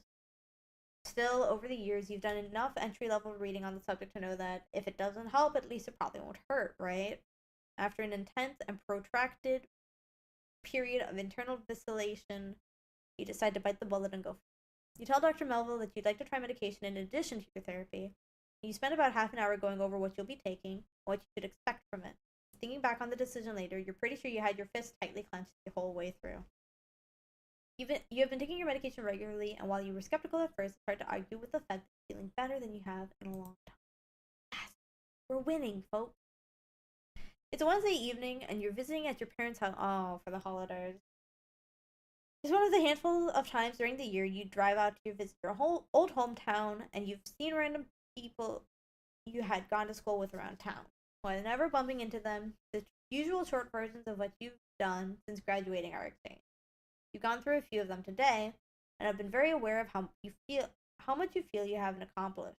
When you were in high school, you had much larger plans, and you feel like you failed to manifest most of them. Even if you had managed to, you've largely lost interest in what you thought you wanted to do growing up. Now you're not really sure what you want to do. You felt like you're lacking the ambition or drive to figure it out. Everyone you've caught up with seems so much happier than you. Like they've got their lives all figured out, and you've kind of been feeling like a failure by comparison. Your brother Malcolm arrives with his wife in tow shortly before you all sit down to dinner. He's been traveling for his job lately, and you haven't seen him since the day he picked you up from the dentist. Your parents haven't seen him since before then. During dinner, they all catch up, and Malcolm talks about the amazing thing he's done on the road. Your mother turns to you and asks what you've been up to since you've seen them last. Oh, same old, you say. Nothing really new going on. Your mother makes a face. Oh, nothing new. How long are you planning on taking out that job of yours? What do you say? Tell them what they want to hear. You're actively looking for a more prestigious position. Admit you don't know what you want.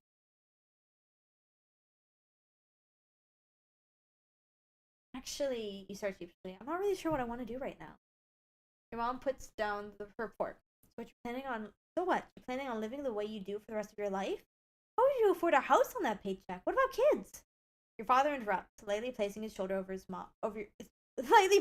hand over your mother's. It's okay, Linda. Let the kids be what they are. There's nothing wrong with not knowing what you want to do in your 20s. I didn't get into construction until I was nearly 40. Your mother looks across the table at you, unsatisfied with her husband's reasoning. I don't think it's normal for someone at that age to not have a past. You need to think hard about it, or you'll never make anything of yourself. Mom, come on, Malcolm interjects. This emotionally exhausts you. You want to tell her that you're thinking hard, that not knowing what you're doing with yourself bothers you more than it could ever bother her. That sometimes it feels like you're lost in the woods, and that if you were to drop dead in your apartment, the world wouldn't notice. You want to make her understand that more often than not, you feel like an alien, like there isn't anywhere in this world that feels like a place where you belong. You have no idea how to fix it or what to do. You wish you could find the words so she would understand that being looked down on for this kills you and drives home the feeling of being a total outsider. Instead, you get very quiet for the rest of the meal while your mind goes numb. Everything inside you feels exhausted. It's a rainy night. You're hurrying through the rain to Alex's apartment at her behest. Though your pace is quick, the rain is steadily soaking up your pant leg as you traverse the town, and it's darkening your already poor mood. The call came while you were at work, after a day of dealing with normally frustrating people. You spent the afternoon trying to unwind and get some work on your project done. Alex called you and interrupted one of your trying to make progress. Get frustrated at not making progress, have a harder time making progress due to frustration, repeat loop. You haven't fully shaken off the feeling of being annoyed with yourself from it yet. You knock on her door, and on the third knock, hear her voice call from further in the apartment to come in. As you cross the threshold, dripping into rainwater all the way, you notice that the lights are turned down very low in the apartment. You squint to navigate it as you clutch onto your damp umbrella, but end up hitting your shin on a side table, mumbling a profanity under your breath. You barely make out Alex emerging from the hallway, clad in what looks to be a robe with the bare skin of her leg peering out underneath. Why don't you come in and warm up? She asks in her designated, slightly cheesy, sexy voice. After a beat of silence, she states more naturally, my roommates are out of town this weekend, and so I thought it might be nice to have a little fun while they're away. You appreciate her affection, but you're too wrapped up in your own negative feedback loop to be in the mood right now.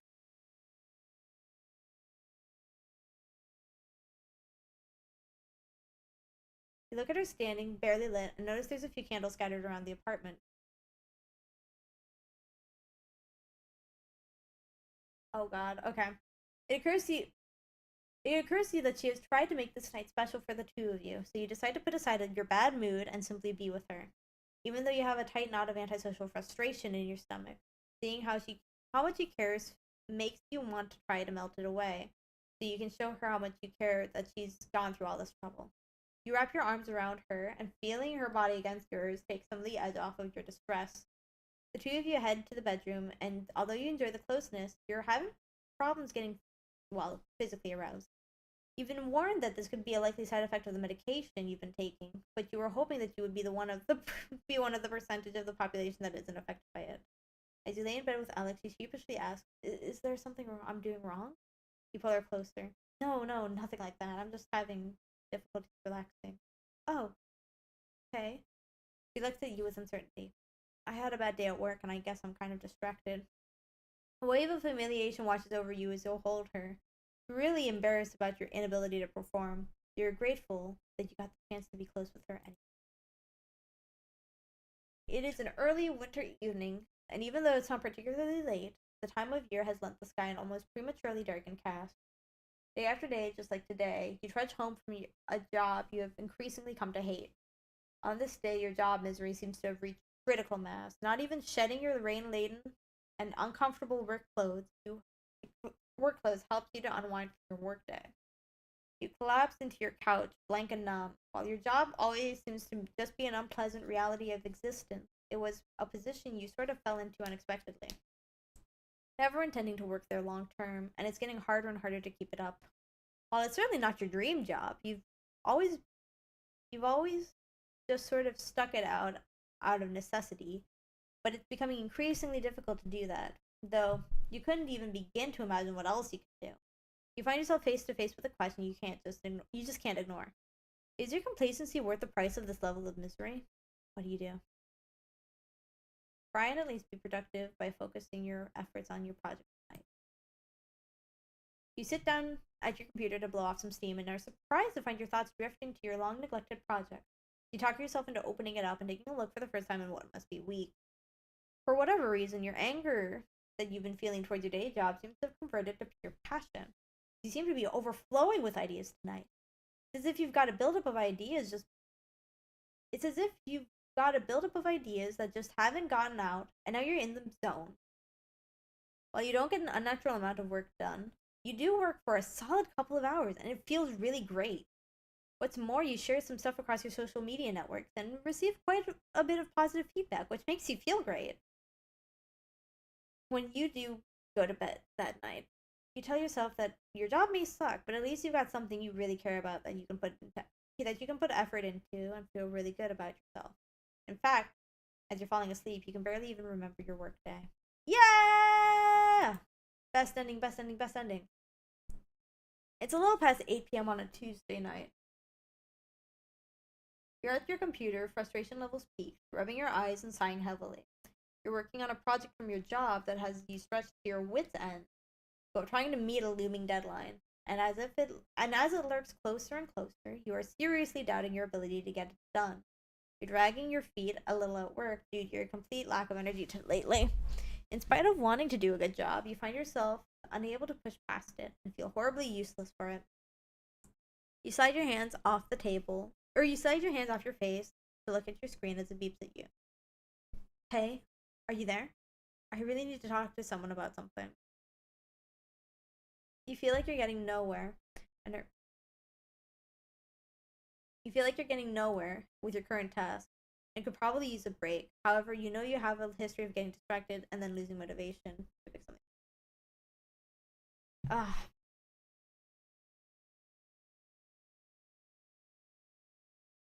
I'm really worried about Addict. I'm gonna answer. You're feeling like you've hit a brick wall with your task, so why not take a break and help out a friend? Hey, what's up? Oh, good, you're there. I just found out that I got cheated on.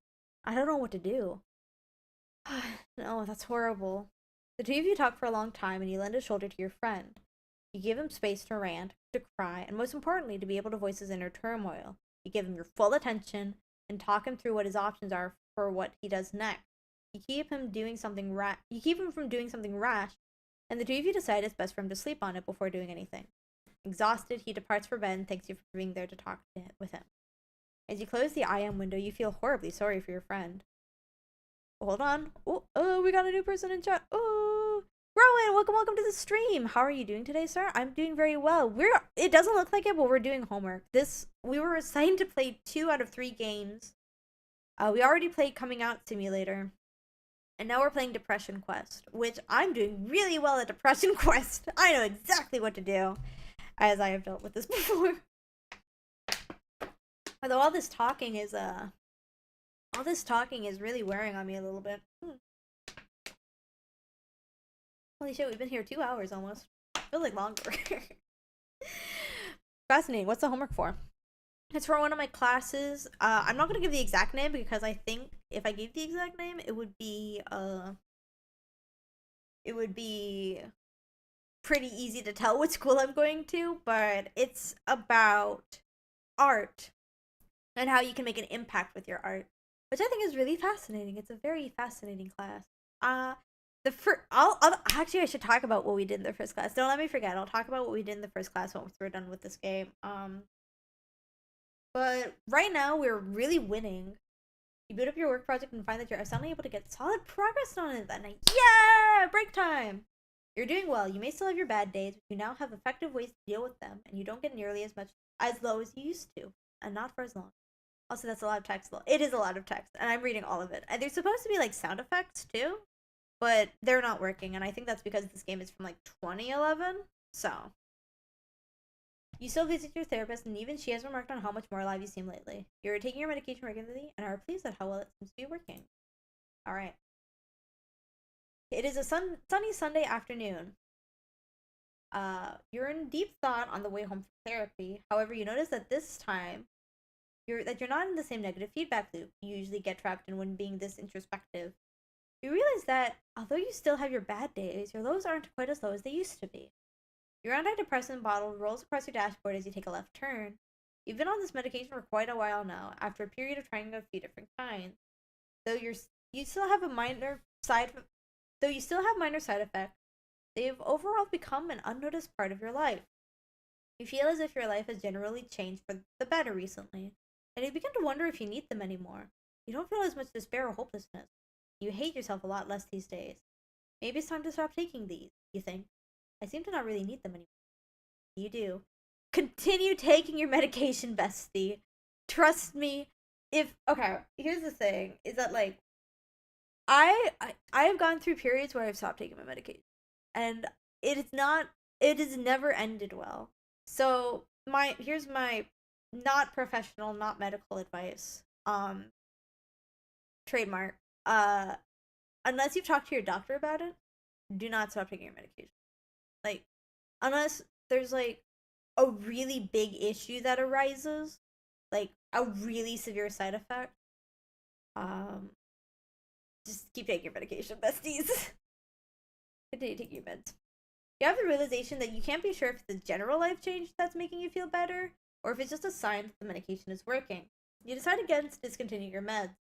It's not really a lesson you'd like to learn the hard way, and the side effects of this particular kind are negligible. Next time you see Dr. Melville, you tell her about this, and she informs you that this is a common train of thought that people who have begun using medication to help manage their depression experience, and that you've managed to dodge a bullet because it generally ends poorly. She also asks you to talk to her first before making any decisions about your medication in the future. Oh, meds are indeed very important. They are very important. Alright, it's yet another sleepless Thursday night. You're at Alex's apartment, wide awake in bed as she's sleeping peacefully beside you. You fell asleep hours ago and you've been laying here unable to shut your brain up long enough to fall asleep. You've added the feelings of insecurity about your relationship to the rest of the noise in your head keeping you up at night. It was kind of a tense night between the two of you. You arrived after a stressful day at work, and as you made dinner together, you barely said a word. You were stuck in your own head and had a hard time really being present with her. Oh, I have the hiccup. As your thoughts turned to all of the ways you feel like you're deficient at being a good person and beating yourself up mentally for each one. She told you she could tell you were in one of your moods and said that she wouldn't push you, but missed talking to you as the two of you sat on the couch together. You wanted to tell her about how much you love her, but you couldn't make the words come out right and ended up sounding defensive instead. As you lay there next to her now, you traced your fingers across her arm just lightly enough to not wake her. You still haven't explained your depression to her, or how you've started seeing a therapist, or that you've been taking medication, and it's starting to feel more and more like a secret you're keeping instead of something she simply doesn't know about you yet. It's becoming more and more apparent that it's impacting your relationship with her, and you feel guilty about this. However, you're also terrified that if she knew exactly how fucked up you are, that she would leave you. You already worry that she's only with you because she doesn't realize how terrible of a person you are yet, and you're afraid that this would be the final thing to expose you. She stirs in her sleep and squints as she opens her eyes with the confusion that comes with waking up. She asks if you're awake, and then if everything's okay. I bet you're awake. You feel like a jerk for accidentally waking her up, but you're afraid if you put this off any longer, that you wouldn't find the strength to tell her anything later. No, actually, everything isn't okay. Can I tell you something? Something important? Alex sits up, rubbing the sleep out of her eyes. For the rest of the night, you lay side by side, holding hands, as you tell her everything. You tell her how it's more than just feeling sad sometimes, how you feel trapped by your own mind sometimes, how sometimes you feel like nothing at all, or if you feel nothing at all, and how you can't shake it off. Tell her how you've started going to therapy, how you feel embarrassed about it, and how it's been working out for you. She listens the entire time, occasionally asking questions about how this or that works, or asking you to explain something further. She squeezes your hand and tells you she understands, and that she's sad you didn't tell her sooner. After laying silent for a moment, the weight of what you did hits you. You desperately want her to say something, to tell you how she's feeling about all of this, but you're too afraid of what the answer would be to ask. You start convincing yourself that now that she knows everything, she's going to leave. There's no way someone could deal with how you really are. So how can I help? What do you need me to do? She asks.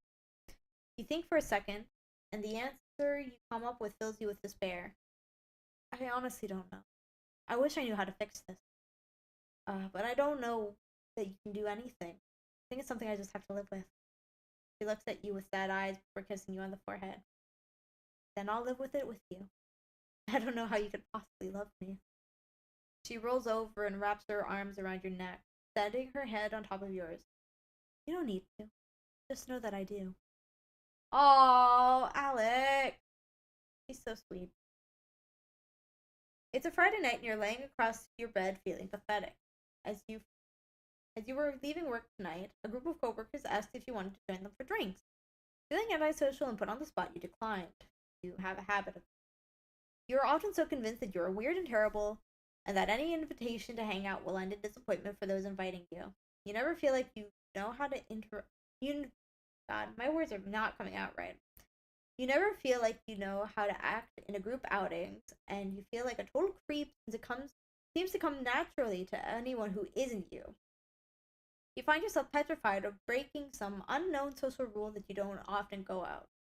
Now, however, you find yourself alone at home. Your brain has begun telling you how pathetic and sad you are for being unable to just be a normal person and go out with nice people.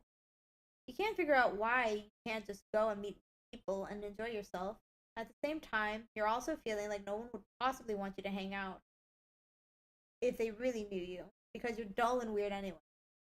You try your typical strategy and boot up Netflix to distract yourself from these feelings, but frustration with yourself builds. You realize you have to do something else. Anything else to take your mind off of how awful and lonely you feel right now. What do you do? Obviously, we're not going to drink. Obviously, we're not going to go out alone. That'll just boost our anxiety. It's either Attic or Alex. I think I'm going to go with Alex. See if she wants to go out. You dial Alex's phone number, figuring that if you could spend time with her instead of being cooped up in your apartment alone, you might feel less sad or less isolated. Her phone rings a handful of times before going to voicemail. You know it's not uncommon for her to be out with her friends at this hour. You leave a voicemail but end up calling again 15 minutes later. Still no response. Imagine Alex out with her friends, much like you would be tonight if you weren't so horrible at socializing. Your mind wanders and you start to wonder who she's with, and if she might meet someone tonight you'd rather be with. Someone who is able to go to parties like this with her instead of sitting at home feeling sorry for themselves. Why didn't she invite you? Have you just said no one too many times? How many other Fridays have you unknowingly missed? You begin to think that maybe it would be better if you met someone tonight. She's a wonderful woman, and you feel like a constant joy kill on nights like this. Why can't you just be normal? The next morning, Alex calls you back. She tells you that she left her phone in her classroom and spent a boring night in her apartment too. You feel absolutely horrible. You feel horribly embarrassed about how emotional you'd gotten over mistaken assumptions the night before. Well, yeah, happens to the best of us, I guess. Sometimes you just overthink things. Oh, so much text. Okay. It's a cold Saturday afternoon. You just arrived at Alex's apartment and you're happy to finally see her after a week of absences. You just arrived at Alex's apartment and you're happy to finally see her after a week of absence due to your schedules not lining up due to work and school. You hug her in her doorway, but she breaks away sooner than normal and sits down on the couch as you take off your sneakers and lay them in the usual place, right next to hers. There's something I was hoping we could talk about, actually, she says. You instantly worry that you're being blindsided by a breakup conversation due to the sudden shift in tone, but she quickly smiles and puts you at ease once she sees all of the color leaving your face. It's nothing bad, I promise. With that, she leads you over to the couch and sits on the other end of it, facing. So, I hope this doesn't freak you out, and if you feel like things are going too fast, just tell me. She talks faster than usual and fidgets. We seem to have a lot of weeks like this, and they really suck, and I was thinking I'd ask, since things are so with us, what are your thoughts on maybe moving in together? Okay, we're gonna snooze the ads real quick because we're about to move in with our girlfriend. It takes a few seconds to sink in and leaves you a bit shocked when it does. You were worried you wanted to spend less time with you, not more. Do you want to? Well, yeah, I do. I mean, we'd have to sort out logistics and everything, but those are all things we can take care of. You start to walk through the steps of imagining the two of you living together. You love the thought of being able to wake up next to her every day and seeing her so often. However, the more you picture it, the more concern becomes apparent. There are things she is insulated from, like the days you don't feel like you can't even get out of bed, the nights your medications keeps you from being able to sleep, all of these moments. You start staring at the wall, completely out of energy and feeling nothing. How would you handle that? How quickly would you want to get away? So, start. What do you think? We want to move in with her. Tell her you want to, but have concerns and discuss them honestly. Tell her you don't think it's a good idea right now. You have concerns. Discuss them honestly. You're really worried that if Alex were to live with you, she wouldn't be able to deal with your days of being unable to get out of bed, or nights where you can do nothing but stare at the wall and panic. Even though you've discussed your situation with her, you still fear that she doesn't realize the depths of how bad it gets. It's one thing for you to detail how you feel sometimes, and for her to see it pop up occasionally. It's an entirely different situation for it to be something she has to live with alongside you. Well, I'd like to, but I think it's best if we talk about it a bit more before committing to a decision. Though she seems a little defeated, you make it clear that you're not making excuses and actually mean that you want to talk. You reiterate a lot of what you've told to Alex that night, and although she gets a little defensive and tells you that she knows all of that already, she confirms that she's willing to help you sort through your issues. I feel like you forget I love you sometimes. I know that there will be bad days, and I'd rather try to work through them with you. We figure all of this out together. Words sway you, and you can't help but hold her close. Yeah! Ooh, it's December. And you've returned to your parents' house to celebrate the holidays with your family. Out the living room window, you can see a gentle flurry of snow drifting down to meet the pristine blanket of white from yesterday's unexpected Christmas Eve snowfall, and you quietly laugh to yourself at how incredibly cliche it seems.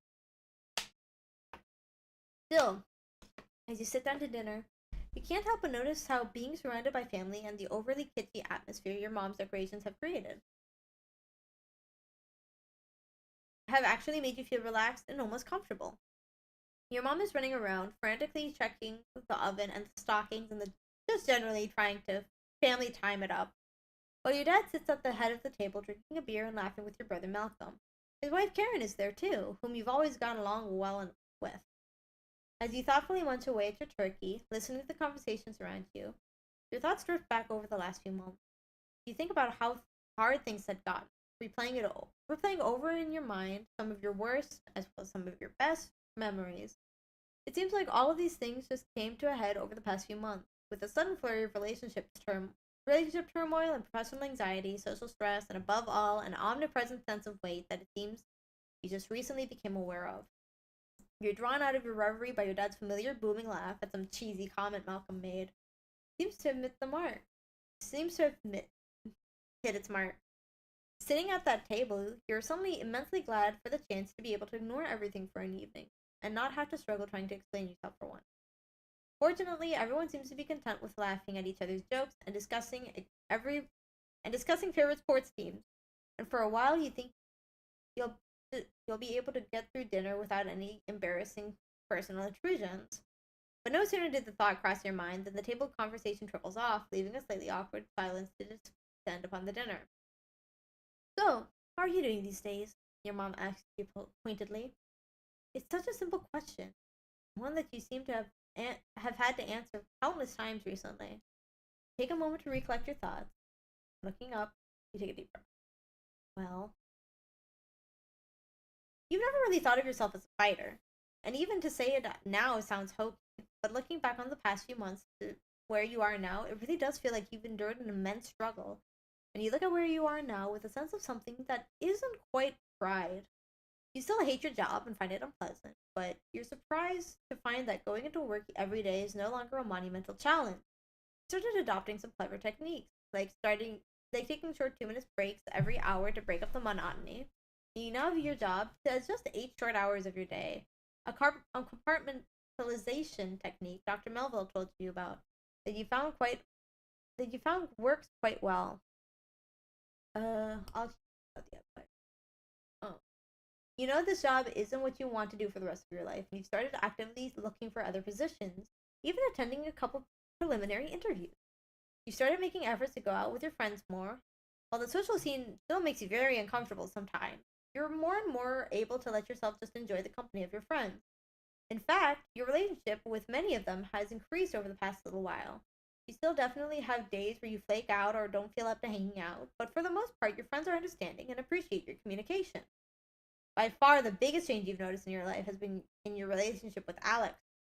You were terrified of talking to her about everything at first, but looking back, you feel like it's only strengthened your relationship. She was always supportive of you emotionally, but lately the two of you have been even more in sync, and it's really starting to feel like you're building a life together. It even seems like the two of you have been making a more concerted effort to sync up your schedules and have been spending more and more of your downtime with each other. Pretty soon you think moving in together may be a very real possibility. Dr. Melville has commented on how well you seem to be doing, and whether a result of therapy, the medication, or both, can't help but agree. With all that seems to have improved recently, it's sometimes difficult for you to think about the fact that you still have bad days, sometimes even really bad days. They serve as a stark reminder to the fact that this will be something you likely have to deal with for the rest of your life. Depression is a battle, and though you're certainly ahead in the fight, you know the battle isn't ever going to be over. Sometimes even Alex can tell when things are going rough, despite your best efforts to the contrary.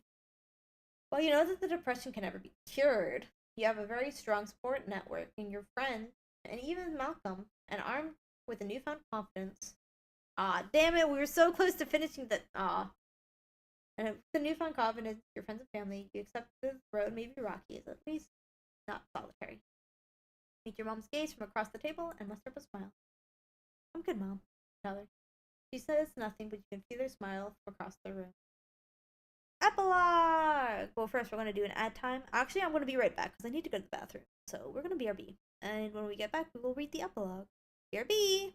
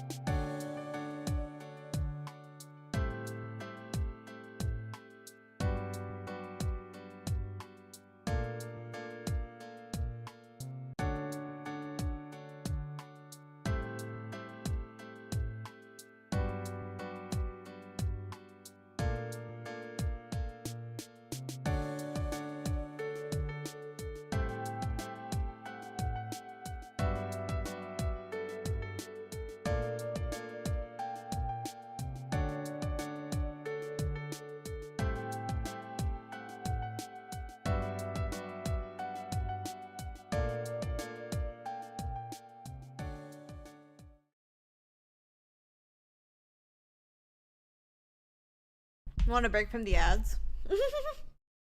Hold on. I'm chewing. Probably should have waited until I was done chewing before starting this back up, but whatever. Hindsight, all that.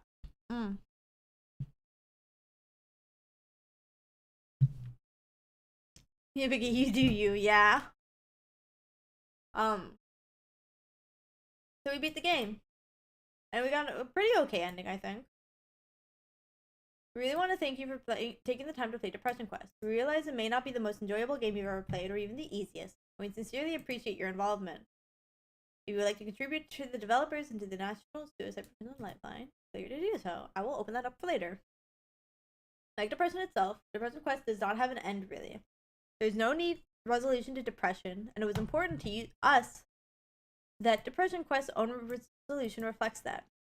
Instead of a tidy ending, we want to just provide a series of outlooks to take moving forward.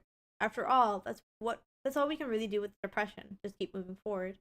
At the end of the day, it's our outlook, and support from people just like you makes all the difference in the world. Thanks again. Let's fucking go! That was a good game. That was really good. Very sad, but I liked that. Yeah. I'm not gonna bring down the mood by like talking too much about my own experiences, but I do deal with depression, and I felt like that was it was real.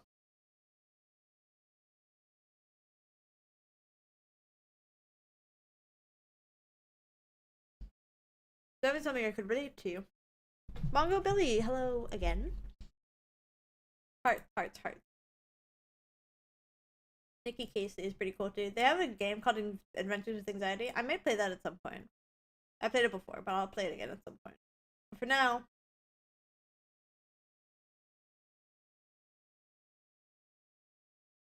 what I would really like to do, let me see,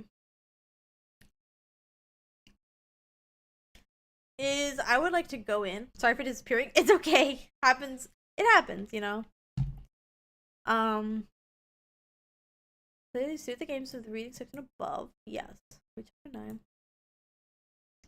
I have to read something, but yeah, I'll actually work on this later. For now, I did promise that we would write a movie. So I want to potentially get that started. This is not homework. This is just for funsies. But let's see. Can I get the music to work? Is it gonna work?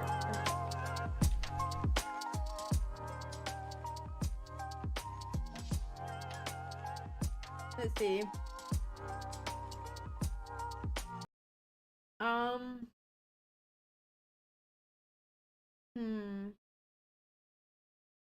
I want something that's like kind of lo-fi, but also like copyright free for obvious reasons.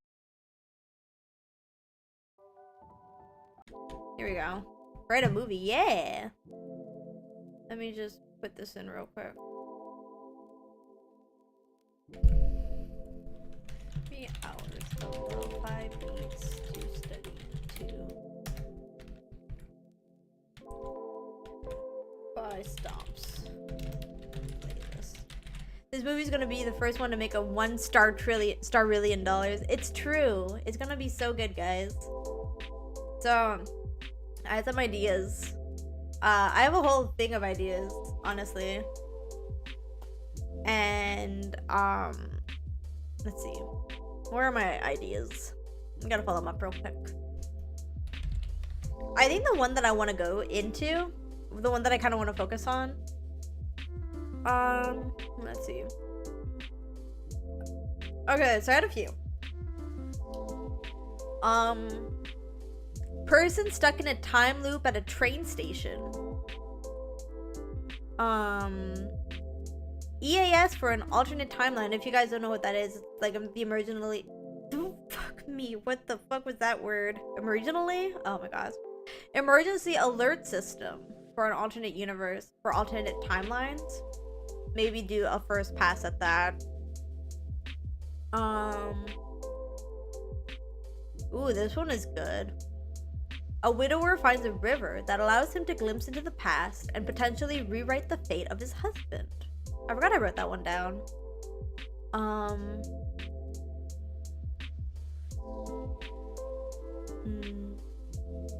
This one's also interesting.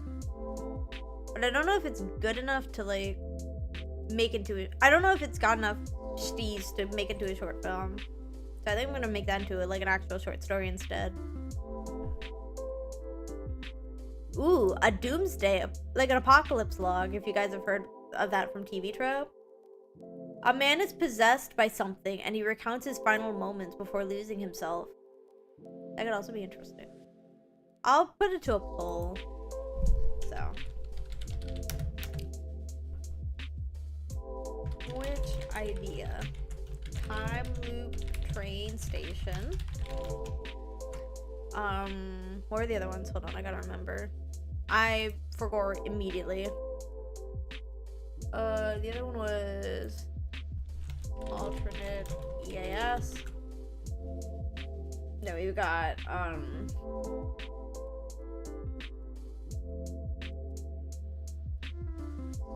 final moments. Oh, there's one more. Oh, right, Widower River. Oh, additional voting, sure. We'll make it like 50 Stardust. There we go. So I'll let you guys choose which idea we go for. And if there's a tie or something, we'll flip a coin. Or I'll choose if we don't. Hi. Why are you messing with my? Oh, hi. My cat's here, everybody. Everybody say hi to my cat. Meow, meow, meow, meow, meow, meow. In the meantime, I'm gonna change this to writing and reading. Yippee! Because we are now officially in the writing section of this stream. After not writing for like 2 hours. 2 hours in, we finally get into like the thing we're gonna do.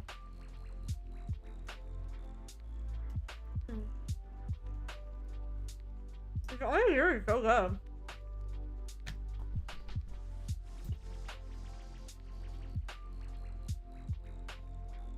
No votes, I see. Okay. So what we're gonna do then, in that case, wheel time. Let's do this. Time loop train station. Nope. Alternate. Yes. Final moments. Widower River. Now spin.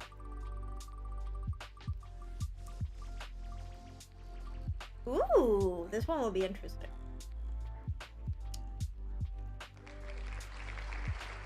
Alright, let's do this.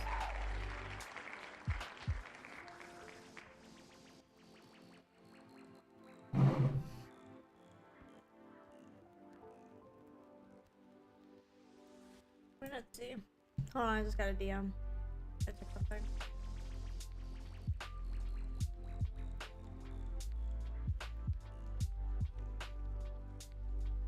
What's EAS? It's an emergency alert system. So let me see if I can find a good one. Hold on. You'll recognize it once I play it, so. People have already done EAS? Oh, well. We're gonna do an EAS anyway.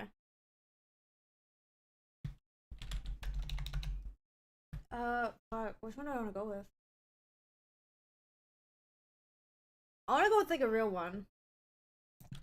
American. So like if you've heard this sound, you probably heard it.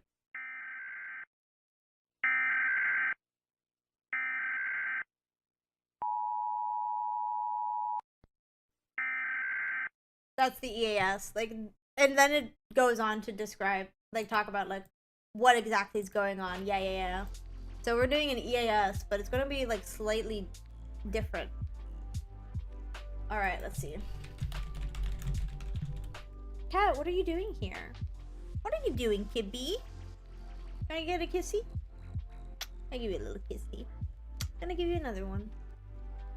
You wanna come sit on my lap? I think she's in a cuddly mood. Oh, you're so baby. What do you want to do? Okay. Cuddly Car. Car is being so cuddly right now. She's so baby. I'll send pictures in the Discord of her later tonight. Or I'll post pictures of her on Twitter too, because everybody deserves to see my girl. Her eye's better, but it's also like I think her eyes getting back to being not normal. So baby. Go, be free. I love you. Here, just for my hand. Go. Let's see. So I was talking to my friend about this. I was talking to my friend who's also kind of into digital / analog horror. Let's see. Oh, what the? Was that? What was that? Was that the? Oh, be careful! Don't knock into my. No, that was an actual sound from my computer. I wonder what that was. Ideas. And we're gonna make bullet points. Oh, be careful. Cat, you should go off onto the floor, please. I love you, but Mama's working right now, okay? Love you. Oh, you're so baby. You're so cute. Okay, enough. Need to focus. So, here's it. So my inspirations are like analog horror, specifically the. Oh, hi again, Cat. You are being so silly. Make sure this is on. I wonder what that sound is, because it sounds like something's disconnecting whenever she jumps up on me. It's not my headphones, because those are working. I hope it's not my mic either. Is my mic still going? Yeah, it is. Okay. You're so silly, Car. Okay. Alternate universe. So it's an alternate version of America. It's not the same version of America that we have.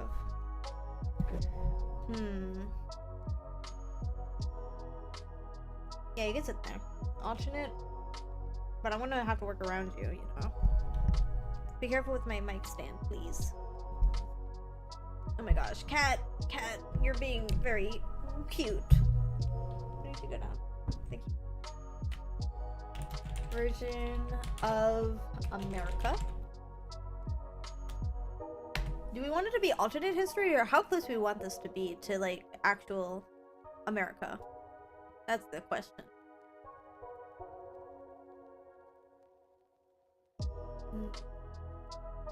Right. I thought I would write a movie today. I don't know.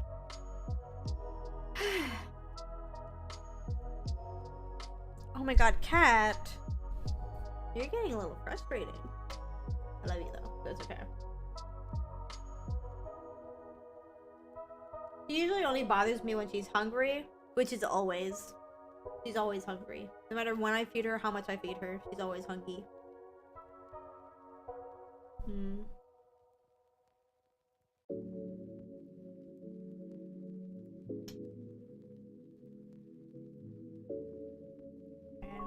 She's also in front of my keyboard, so I can't like type. So I guess I'll just dictate what I want from this little. I'm thinking of making it like a short series or something. Cat, you are actively messing with my stand, with my mic stand. If you hear all that rustling and stuff, that's her being a little guy. Silly little guy. Silly car. If you bite that. She keeps moving the mic stand around. She's marking it with her scent or something. It's hers now, not mine. I'm just borrowing it. Let's see.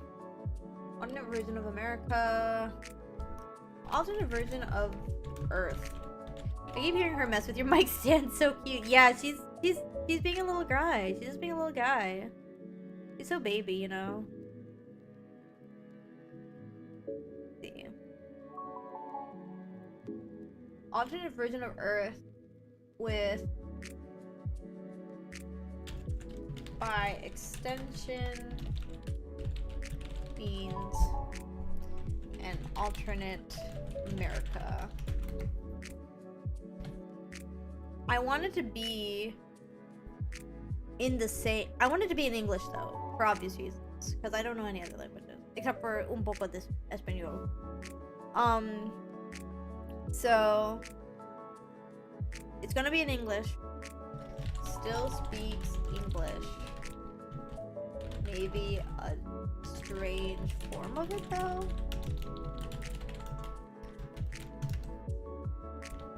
There you go.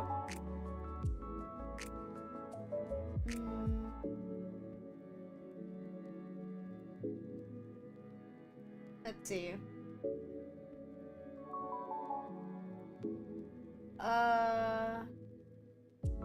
I kind of want to come up with, like, the concept of the first episode. I'm also taking inspiration from Hellstar Ramina, if anybody's ever heard of that. Hellstar Ramina is fucked up. It's one of the few Junji Ito stories that actually, like, got to me, like, viscerally, on a certain level where I was like, I need to take a break. Yeah. Why is this wrong? You are messing with my microphone. I'm not gonna feed you right now, you just ate. It's almost time for you to eat again. Don't! That's my water bottle, not yours. You can't have it. You want a little crab? Is that what you're here to ask for? You want a little crab?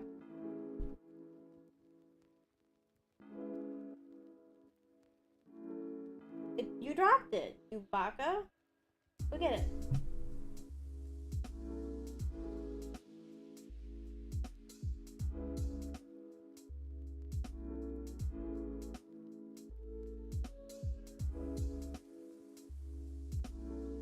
Hold on, guys. She's eating crab right now out of my hand.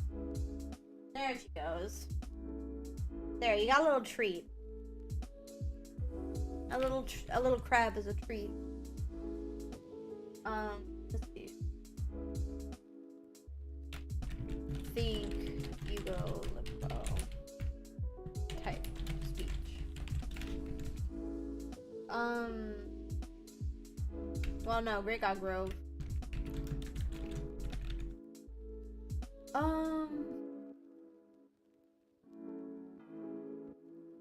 I kind of wanted to be during... I'm trying to remember what period of EAS it was, but there was like a period of EAS where they didn't have digital voices. So what would they do? They would have people like actually read out the messages. I kind of want that. I think that was like the 1950s, question mark, maybe 60s.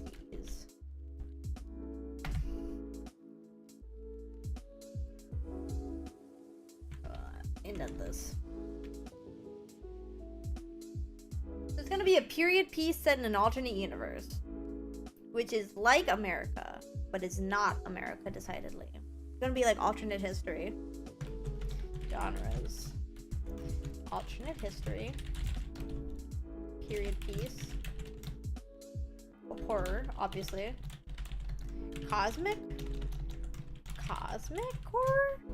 Because I really like the idea of something like messing with all of these. It's going to take place in like different alternate universes. So. So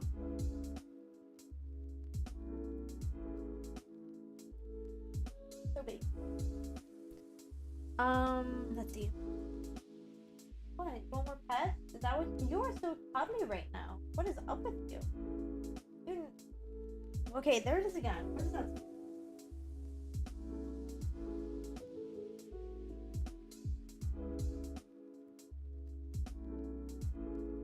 I don't know, it's getting unplugged. I don't know, folks. I don't know, Estrellitas. Something's going on.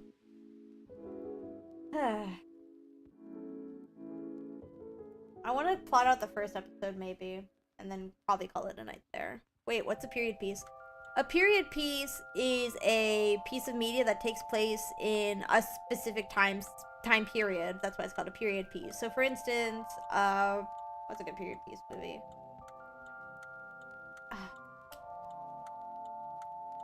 trying to think of a good example. And now all of the period pieces I've ever watched are taking the backseat in my brain. But like, if like one of the concepts that I have takes place in the 1900s, early 1900s, that's a period piece, you know? So it's that's basically what it is. Just a movie that takes place in a different time. So, for instance, I think future movies also count as period pieces, but usually it's more associated with the past. So yeah.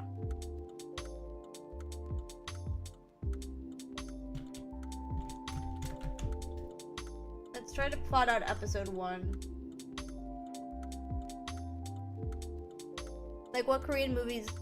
Like, those Korean movies about 1800s Europe. No idea why they like that time and place. Yeah, exactly. Also, hi Raymond. Welcome to the stream. I hope you're having a great day or night, depending on your time zone. Let's see. I'm thinking. I wanted to start off with, like...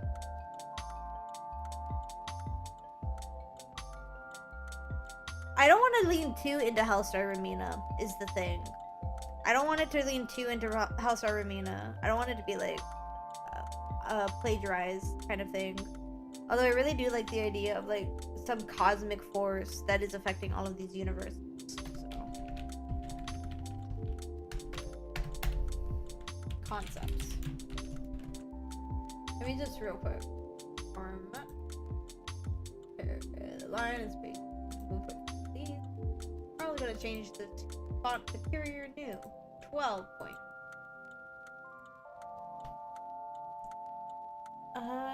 Oh, you're here. Hi, cat. My cat's now on my chair again. You're not getting more crab out of me. You're not getting more crab. Concept. Let's see. Something like Little House on... Yes, Little House on the Prairie is definitely a period piece. It was created in the 70s. Yes, that would count as a period piece. If the movie takes place in a separate time than what the show was made in, like American Psycho was made in the 2000s and it takes place in the 80s, even that could be considered a period piece. Even though it's only a 20-year difference. Only a 20-year difference, ooh, but like, yeah.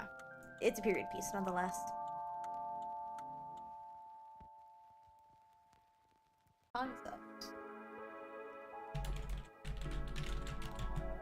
Ooh, maybe like an inspiration from like Undertale 2. Hi! Stop walking across my lap. You're messing with my microphone! Ah! My microphone! You're being so silly, girly. I need to lift you up and then I put you down. Like those Hodorowski movies. I need to watch more Hodorowski. You're messing with my mic. Not nice of you. I need you to go down. Go down. Go down, baby. You're not invited. You're not invited up here. Go down. Thank you. Where's your sister? Where's your sister, girly? Where's your sister? Go hang out with her. Oh, she's coming back. Turn away. Run away! So an interdimensional being transcends space and time. Sending space and time to... What do I want this thing to do? How do I want this thing to act? That's the question. Because on one hand, it could be really interesting if it like, I've seen the movie The Holy Mountain like 100 times and every time I'm like, what the fuck is going on? I need to watch The Holy Mountain! I need to watch The Holy Mountain so bad. I want to watch it so bad. Maybe I'll actually do that this weekend. Maybe I'll do it after stream actually. That'll be fun. That'll be a fun way to spend my night, huh? Watching The Holy Mountain by Hodorowski. Yeah, no, I have to figure out when I'm gonna watch that movie, because like it looks really interesting. It looks like, to put it in the same words as my drama teacher in high school said, it looks like something Starry would like. For better or for worse. She said that about the lobster when it came out. I'm dating myself a little bit. I'm aging myself here, but that's what she said about the lobster. Oh my gosh. But I still haven't seen the lobster. It's like Fellini before Fellini, but even more. Ooh, interesting. I need to watch it. I'm putting that on my list actually right now. Hold on. Let me do that.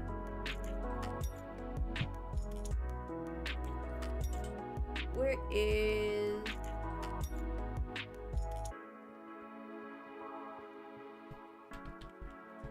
Ah, fuck. I misspelled keep. Stream notes. Holy Mountain.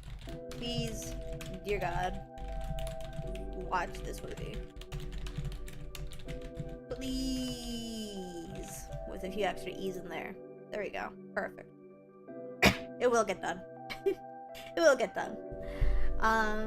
Interdimensional being transcending space and time. I want it to be like, ooh, what if it's multiple beings? Like, what if it's like a race of beings? Like aliens almost. The extra E's means extra emphasis. Yeah. Please. That's basically what I wrote. Interdimensional beings transcending space and time.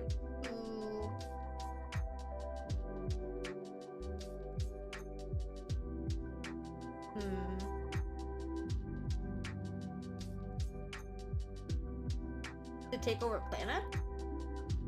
Do they want power? What do they want? Are they just hungry?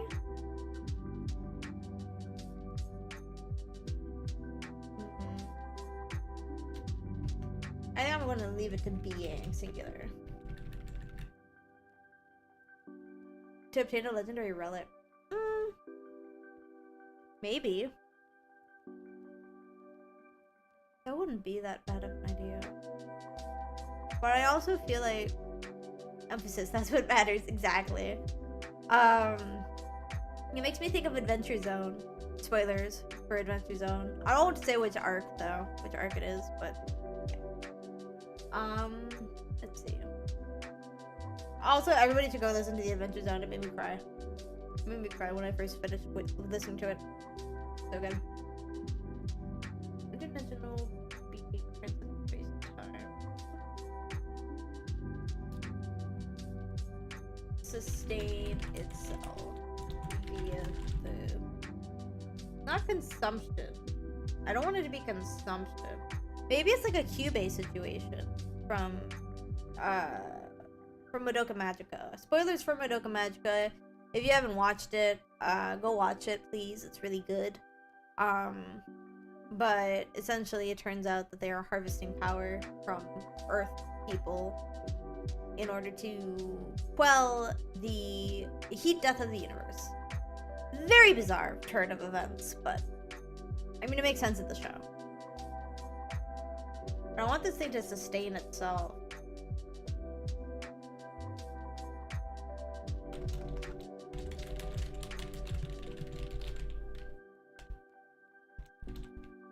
I like the idea that it's like trying to leech off of the emotions of people. So, and what's the strongest emotion of all, in my opinion?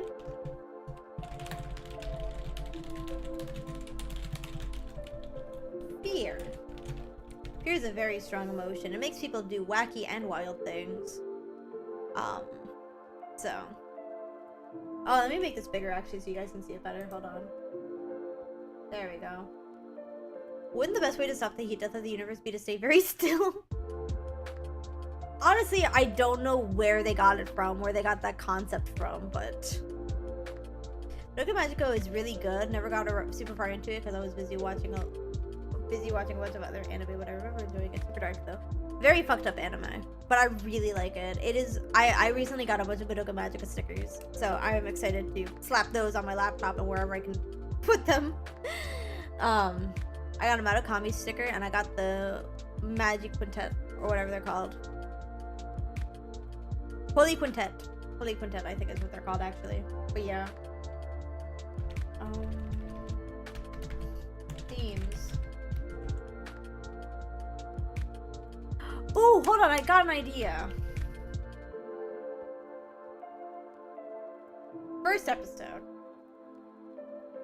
Start with a person, main character. I can't spell main apparently. What if the reason is actually very selfish and psychopathic, like the villain in Tezuka's MW? Not a bad idea. Not a bad idea. That's what I'm thinking too. It's not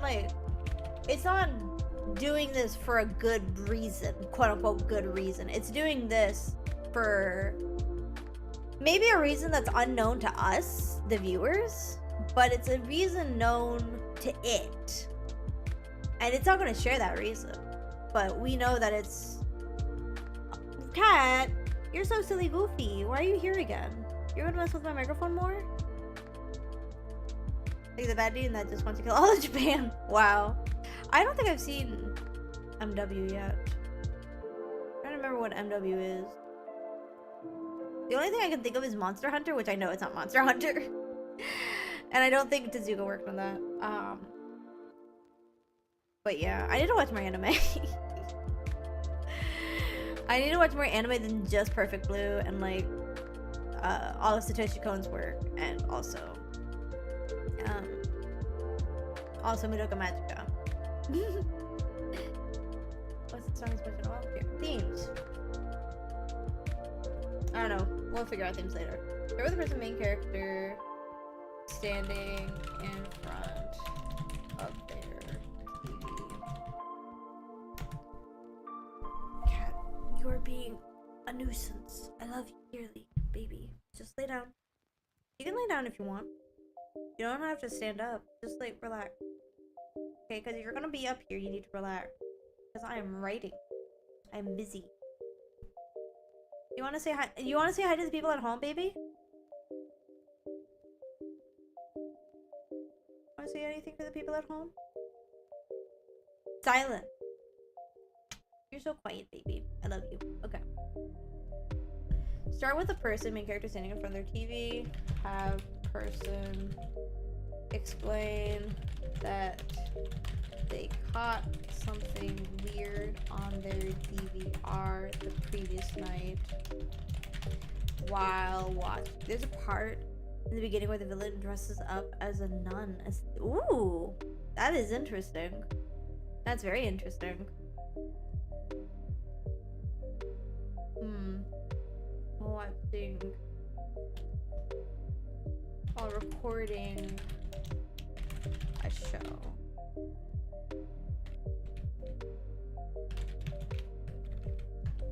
No, not for you. Yeah, that's right. I know what you're doing. Can't hide it.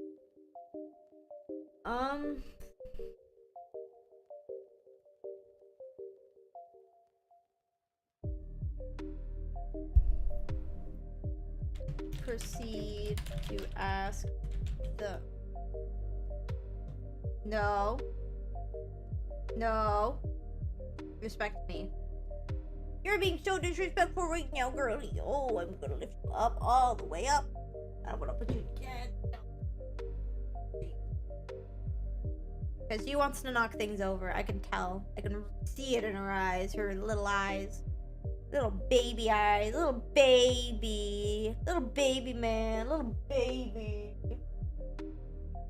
Little baby. Okay. Enough making fun of my cat. Proceed to...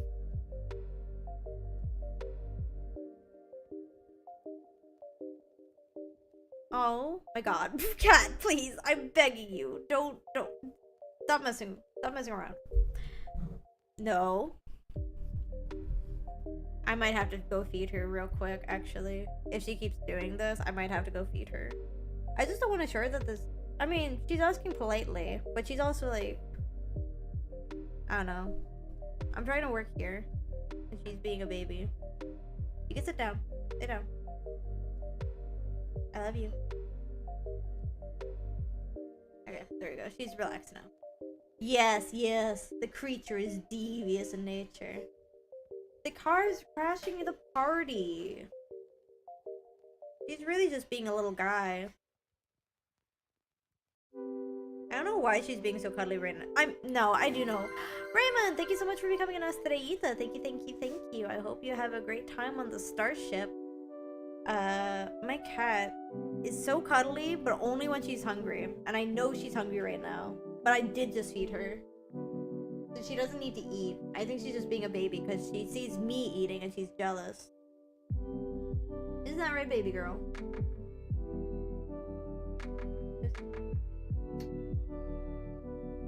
Okay, let's see. Okay, go on to bed. Yeah, there you go, baby. Good job. Proceed to show the EAS. Wait, but if it's a period piece, then we can't do that. So we're gonna nix the period piece.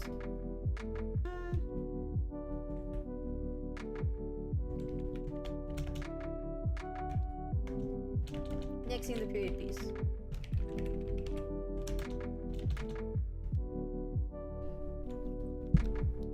No messing with the mic, please. Why are you so obsessed with me right now? You're getting cat hair everywhere. I'll share a picture of my cat later. Maybe. If I remember and don't forget. Start with the Big Lebowski or something. Starts like the Big Lebowski or something, yeah. Let's just show the EAS.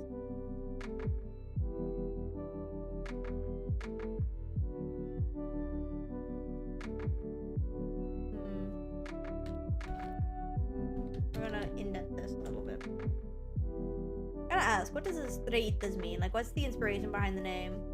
Good question. Okay.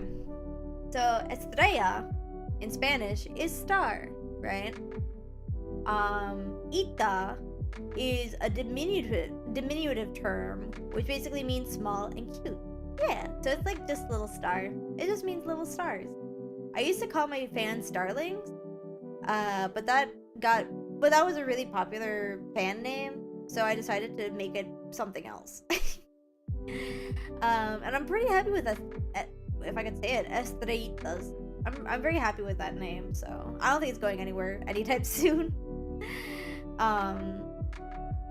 Yeah, so it's just something that I wanted to make my own. Hee. Proceed to show the EAS. Oh, gotcha. It's just a silly little star. Yeah, a silly little star.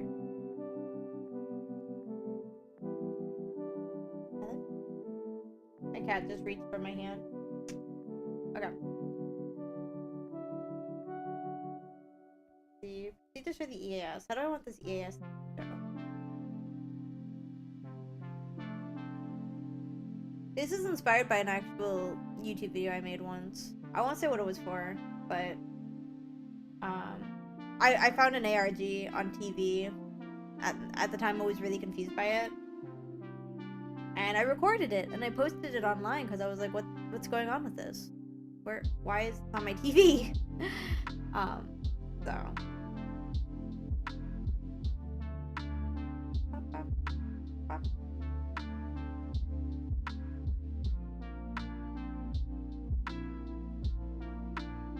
maybe it's like a fucked up, like, this is just a test of the emergency broadcasting system kind of thing. Because that would be interesting. Yeah. What was it? I think it was definitely an ARG of some sort, because there was like a Twitter account linked to it, but it was just really weird. I don't even remember what it was called. I don't remember what it was. I think it might have been an Adult Swim ARG or something like that, but I honestly don't remember. This was like years ago. So, yeah. She is on my hand. I can't move my hand. I'm petting you. Okay. She just should the ES. I don't know how far the ARG got, because it ended, like, our community that we made to, like, investigate it ended up kind of imploding, because we thought there was a mole among us. I don't exactly know if that was ever true or not. But yeah,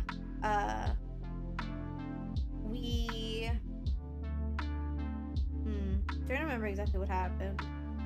The whole group's kind of just split apart after that, and we each made our own factions, and it was just weird. So that was my first and only time ever like trying to decode or it was one of the few times I ever actually actively joined in on an ARG when it was still going on. Nowadays, I usually just watch the ARGs from afar and like I don't participate, but I get into them, and I just kind of watch after the fact, you know. So usually, sometimes maybe I'll get back into participating someday, but for now, I think, yeah. So silly. You're so silly. That's what you are. You're silly. You just heard the ES. This is a test of the emergency broadcast system. I put 2 M's in emergency somehow. Emergency, not emergency. Those Swim used to have a lot of ARGs. It did. Yeah. It used to have a lot. I don't know if they still do. I don't watch Adult Swim anymore because I don't have cable. I cut the cable a while ago, so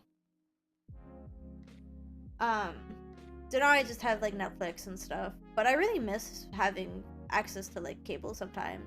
The one with the bear, the house one. Yeah. Unedited footage of a bear and this house has people in it. Those were really cool. I liked those a lot, but I don't think those were the ones I mentioned. Those weren't the ones I was talking about. It was a really obscure one. I don't remember what it was called though. The test broadcast system type thing. Let's see. Very ergodic stuff. Yeah. Very like weird, but very fun. I really like them. I really love ARGs. I actually found a new one today. If I wasn't writing right now, I'd show you guys, but it's called I'm trying to remember. What is it called? It's called like Gebs OS, something like that. To be honest, I don't really watch TV anymore. I don't watch TV either, unless it's for like a class or something. So I get that. I play more video games than anything, and I like watching movies too. But yeah, I don't really watch a lot of TV anymore specifically. But let me see if I can find it actually. Hold on. Is it Gebs or Gobs? I think it's Gebs. Found a new one recently called Gebs OS. This is not what I was talking about. What was it called? Oh, it might have just been Gebs OS. No, these aren't the ones I'm talking about. OS web series. No, don't touch that. What was it called? I'll find it later and I'll post about it on twitter.com and bluesky.app. I'll figure it out later. I was literally just watching about it too. It's so weird that I can't find it. Procedures for the EAS though. The EAS will start with normal TV show. Where do we want this to take place? I mean, obviously it's going to take place in like different areas. We should make up our own county. And I want it to take place... I don't know. We can make up our own state too. Delmarva. Delmarva. Let's see. This will start with a normal TV show before being interrupted. And if you're wondering why I'm typing so slow, it's because I have a cat on my hand and I can't move that hand anymore. It's illegal. I'm usually much faster than this.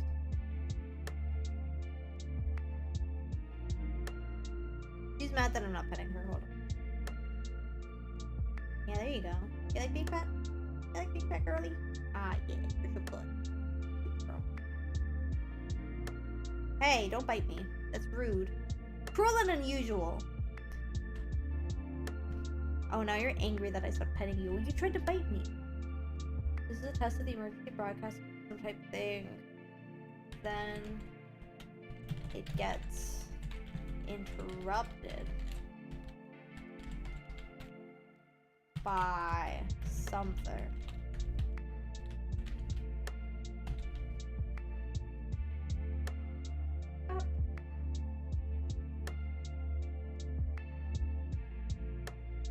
It's interrupted by something. What that something is, I don't know what I want it to be.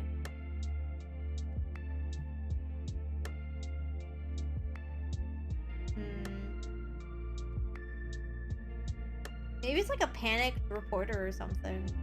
Maybe in a home base of some sort, somewhere in the Amanda the catalog is somewhere that the the main character has been taking shelter or something.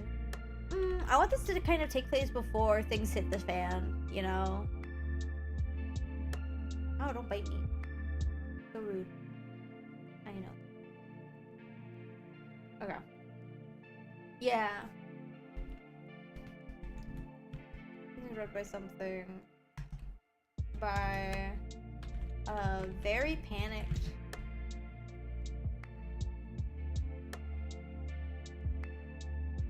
Why are you holding my hand? I love you. She's holding my hand now. I can't move any of my hand. So baby. Okay. Can't. Oh, she's so mad that I stopped holding her hand. She's angry now.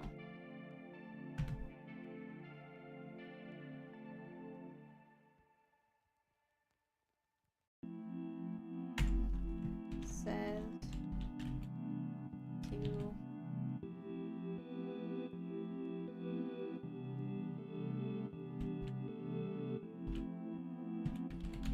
try to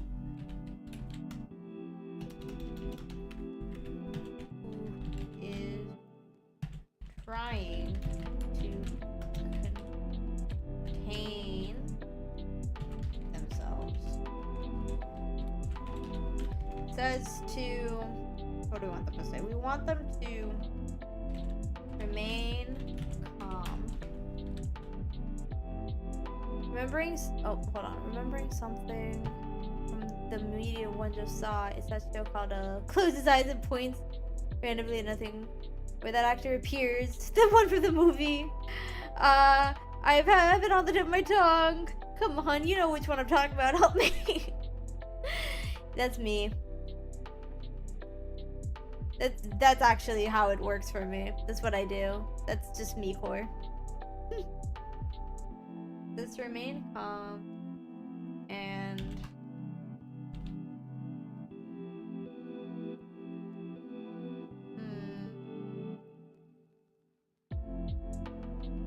what do I want them to do? What if it's like kind of like Batman Fear Toxin or something? Remain calm, gather all necessities, take shelter. Exactly.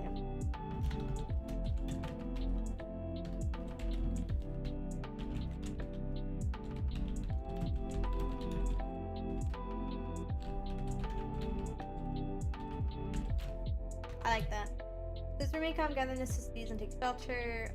What else? We want them to turn off all AC units. Close windows. And seal doors. If possible. Check if family and friends are okay. Maybe. That's kind of what people always. Yeah, that's what people will do anyway.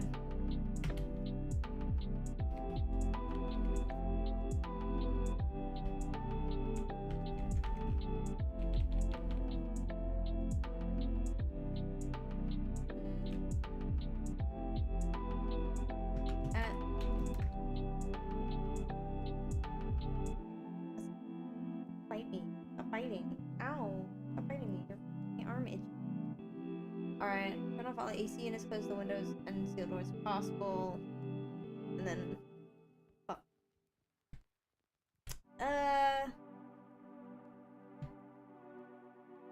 Before... as they speak... No, stop that. Here. Are you ready to go down? You're ready to go down now? You done hanging out with mommy? Okay. You up? Gotcha.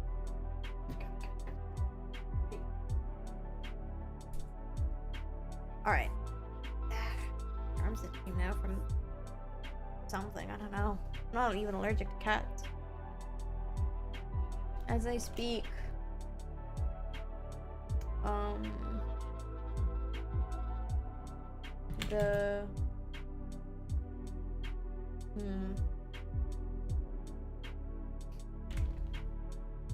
something loud and ominous can be heard.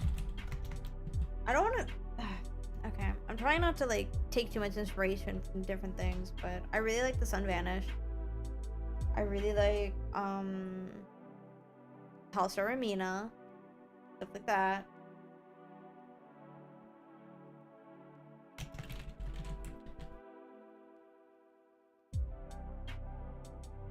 I like the snow from the Eternaut. Eternaut? I don't think I've heard of that. Let me see. I didn't spell it right.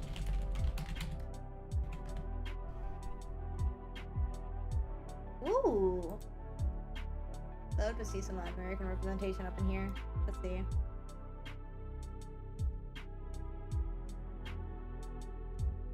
Info survivors of a deadly alien invasion in Buenos Aires. Ooh, that is interesting. I'll have to check that out.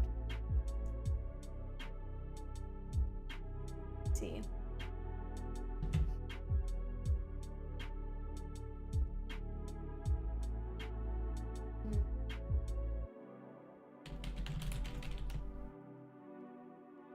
It's a dope comic. It looks really cool from what I saw. From what I saw on the Wikipedia page just now, it looks really cool.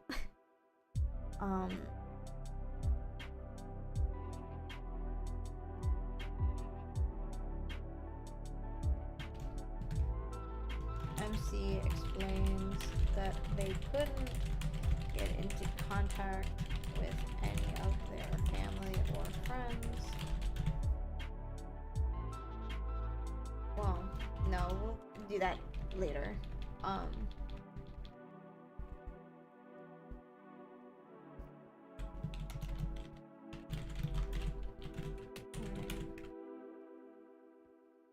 Like around 4:30 to 5 a.m.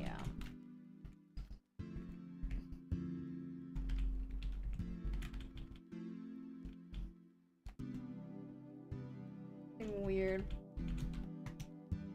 and wanted, weren't sure what it meant.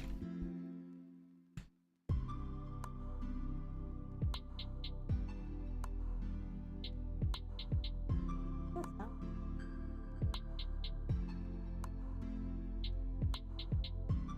What's that sound? Is that the video? Hold on.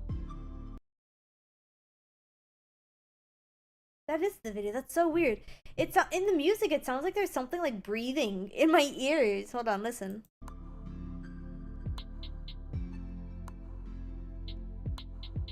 It's not even on beat. That's so bizarre. Maybe I'll change it. Maybe I'll change the song. Hold on. Let's skip this one.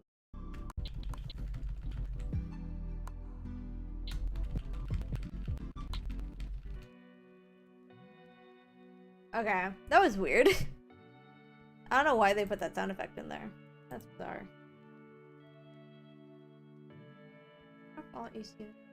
Yeah, maybe I'm just paranoid or something, but it sounded like breathing. I don't even know. That was weird. Also, we're gonna have an ad break soon, so did it creep you out? A little bit. Like, I was like, what the fuck was that sound? Is that my cat? And when I saw it wasn't my cat, it was weird. I don't know. Anyway, that's just a weird sound effect to put into a song, unless it's like part of the song, but it wasn't even on beat. That was weird. Oh, all AC. We're gonna go into an ad break real quick, and when we return, we will continue this. Maybe for another like half hour, and then we will call it. I'm getting eepy. I'm always eepy though. Breathing do be kind of weird, for real, for real. For real, for real. Like, especially when it's in a place you don't expect it to be. Like a lo-fi song. Lo-fi doesn't usually use vocal breathing or anything. So.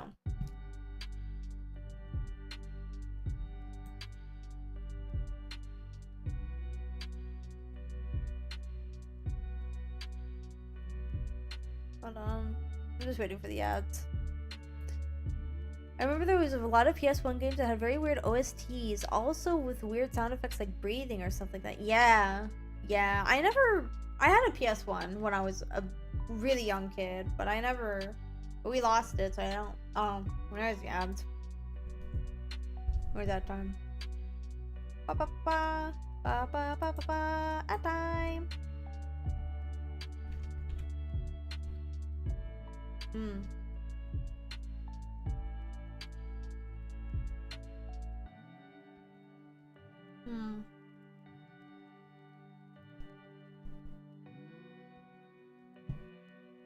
At time.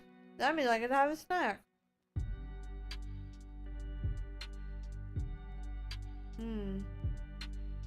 I have time for snack time.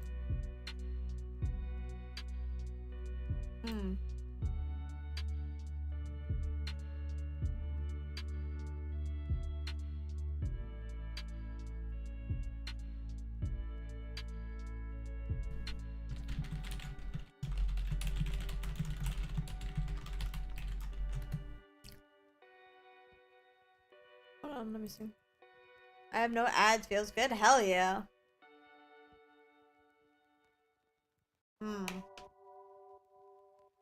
I have to run 3 minutes of ads, which sucks. But it's also better than like having fucking what's it called? Like the ads where it's like before you start watching the stream, I feel. So that's 50 evils, I suppose.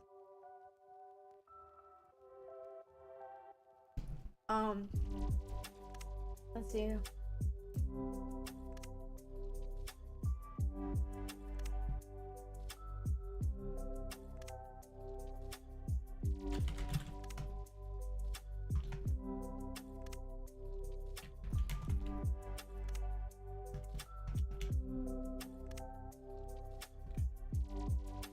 Turn off all AC units, close windows.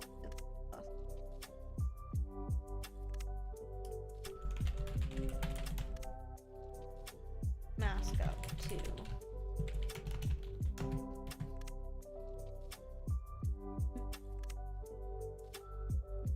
It's funny that Twitch always shows me beer ads. What are they trying to tell me with that? Listen, I got one time I was on Amazon. I was trying to get like a cocktail shaker because I wanted to make some cocktails for myself. And now Amazon seems to think that I'm an alcoholic who wants nothing but cocktail shakers. And it's like, no, I just wanted the one. Thank you so much. Thank you so much, Amazon. But, yeah. See. Ad break in progress. Wow, 3 minutes went by fast. Damn. Ad break ended. Yippee! Everybody's back.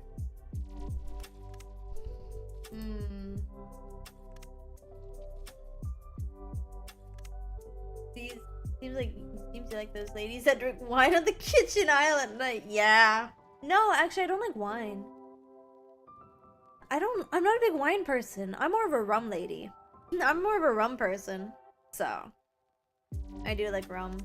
Rum yummy. I've tried vodka before, but I'm not a big fan of vodka. I think it's too strong for me. What else do I like? God, I'm trying to remember what the drinks I like are. Mostly rum drinks. But I'll drink other things. I'm willing to try other things, you know? Rum is so good with some coconut. I've heard it's good with Coke. I want to try it. I mean, I kind of cut soda out of my diet for the most part, or at least American Coca-Cola out of my diet. So I haven't been drinking too much Coca-Cola in general. Unless it's a Mexican Coca-Cola. But like, yeah. Oh, do you think rum would be so good with a Mexican Coca-Cola though, honestly. I think it would be really good.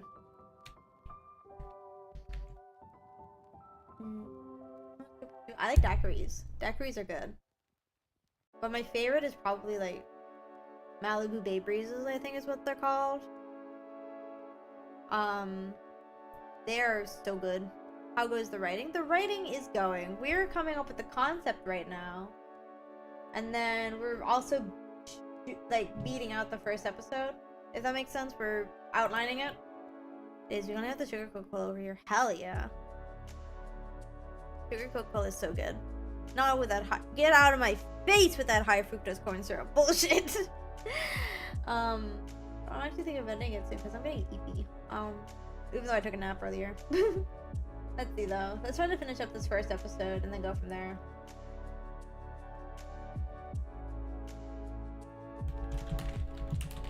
As they speak,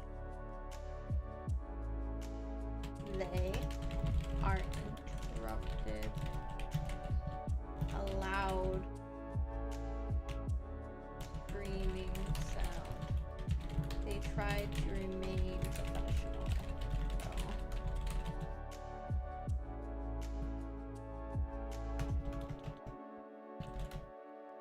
They cut the yes.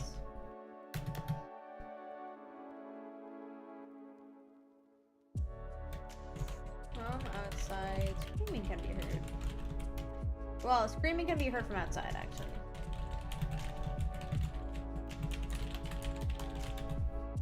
We need weapons before supplies. People are desperate. Man is wolf to man. Yeah, that's true. But I think there was actually a really interesting web video I saw recently, like a short, like a YouTube short, about librarians of the apocalypse. It was so cool. I'll see if I can find it and share it on in the Discord or something too. The screaming can be heard from outside.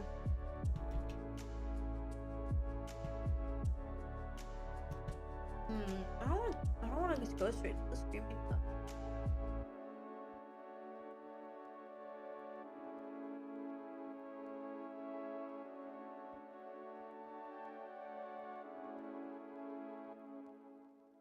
I think it's late. I think I actually do need to stop here because if I keep going, I'm gonna not make anything good. I'm gonna make things worse.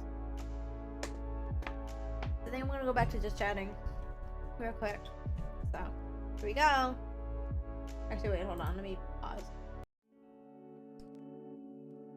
Wahoo! I'm big now. We got some writing done.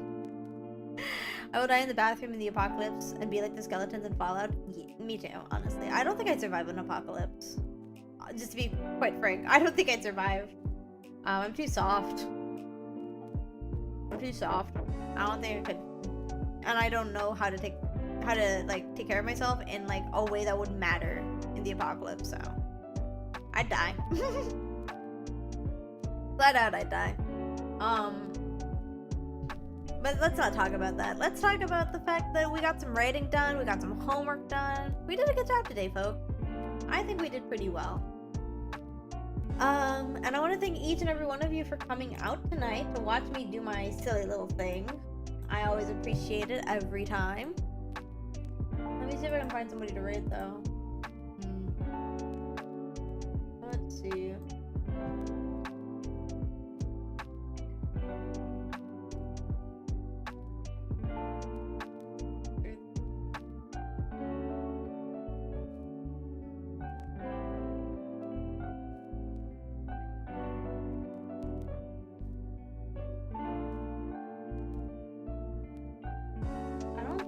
Anyone who I'm thinking should raid. Well, I don't know how to phrase it, but I think I'm actually just gonna call it here because I'm really tired and I don't feel like reading tonight. But thank you everybody who came by, and thank you for watching me do my silly little thing. I always appreciate it.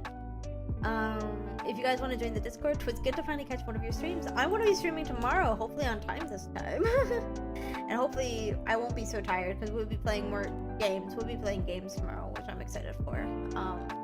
If you guys want to join the Discord, you can join the Discord there. I post updates, I post silly memes, so feel free to join. Tomorrow I'm playing the Cabin Factory and Web Fishing. Although I might throw Mindwave in there as well, because I really want to play Mindwave. I got one of the songs in there stuck in my head. It's like a friend of mine has absolutely nothing in his bachelor room. We joke that in the apocalypse he'll be sleeping and the raiders will come in and think they changed the place out, and he's dead. Oh my god. Yeah, I'm such a heavy sleeper. I think I just sleep through a raider coming into my room. Oh, you ate my bolas. Thank you so much for the follow. Thank you so much for becoming an Estrellita. Thank you, thank you, thank you. I hope you enjoy your time on the starship. You came in just at the time where I was calling it a night, but that's okay. But yeah, I hope to see you all again tomorrow with the Cabin Factory and such. And in the meantime, I am going to go eat. Maybe actually I'll eat first and then I'll go eat. But yeah, I'll see you all later, my beloveds. The hearts and stars, everybody. Good night, good night, good night.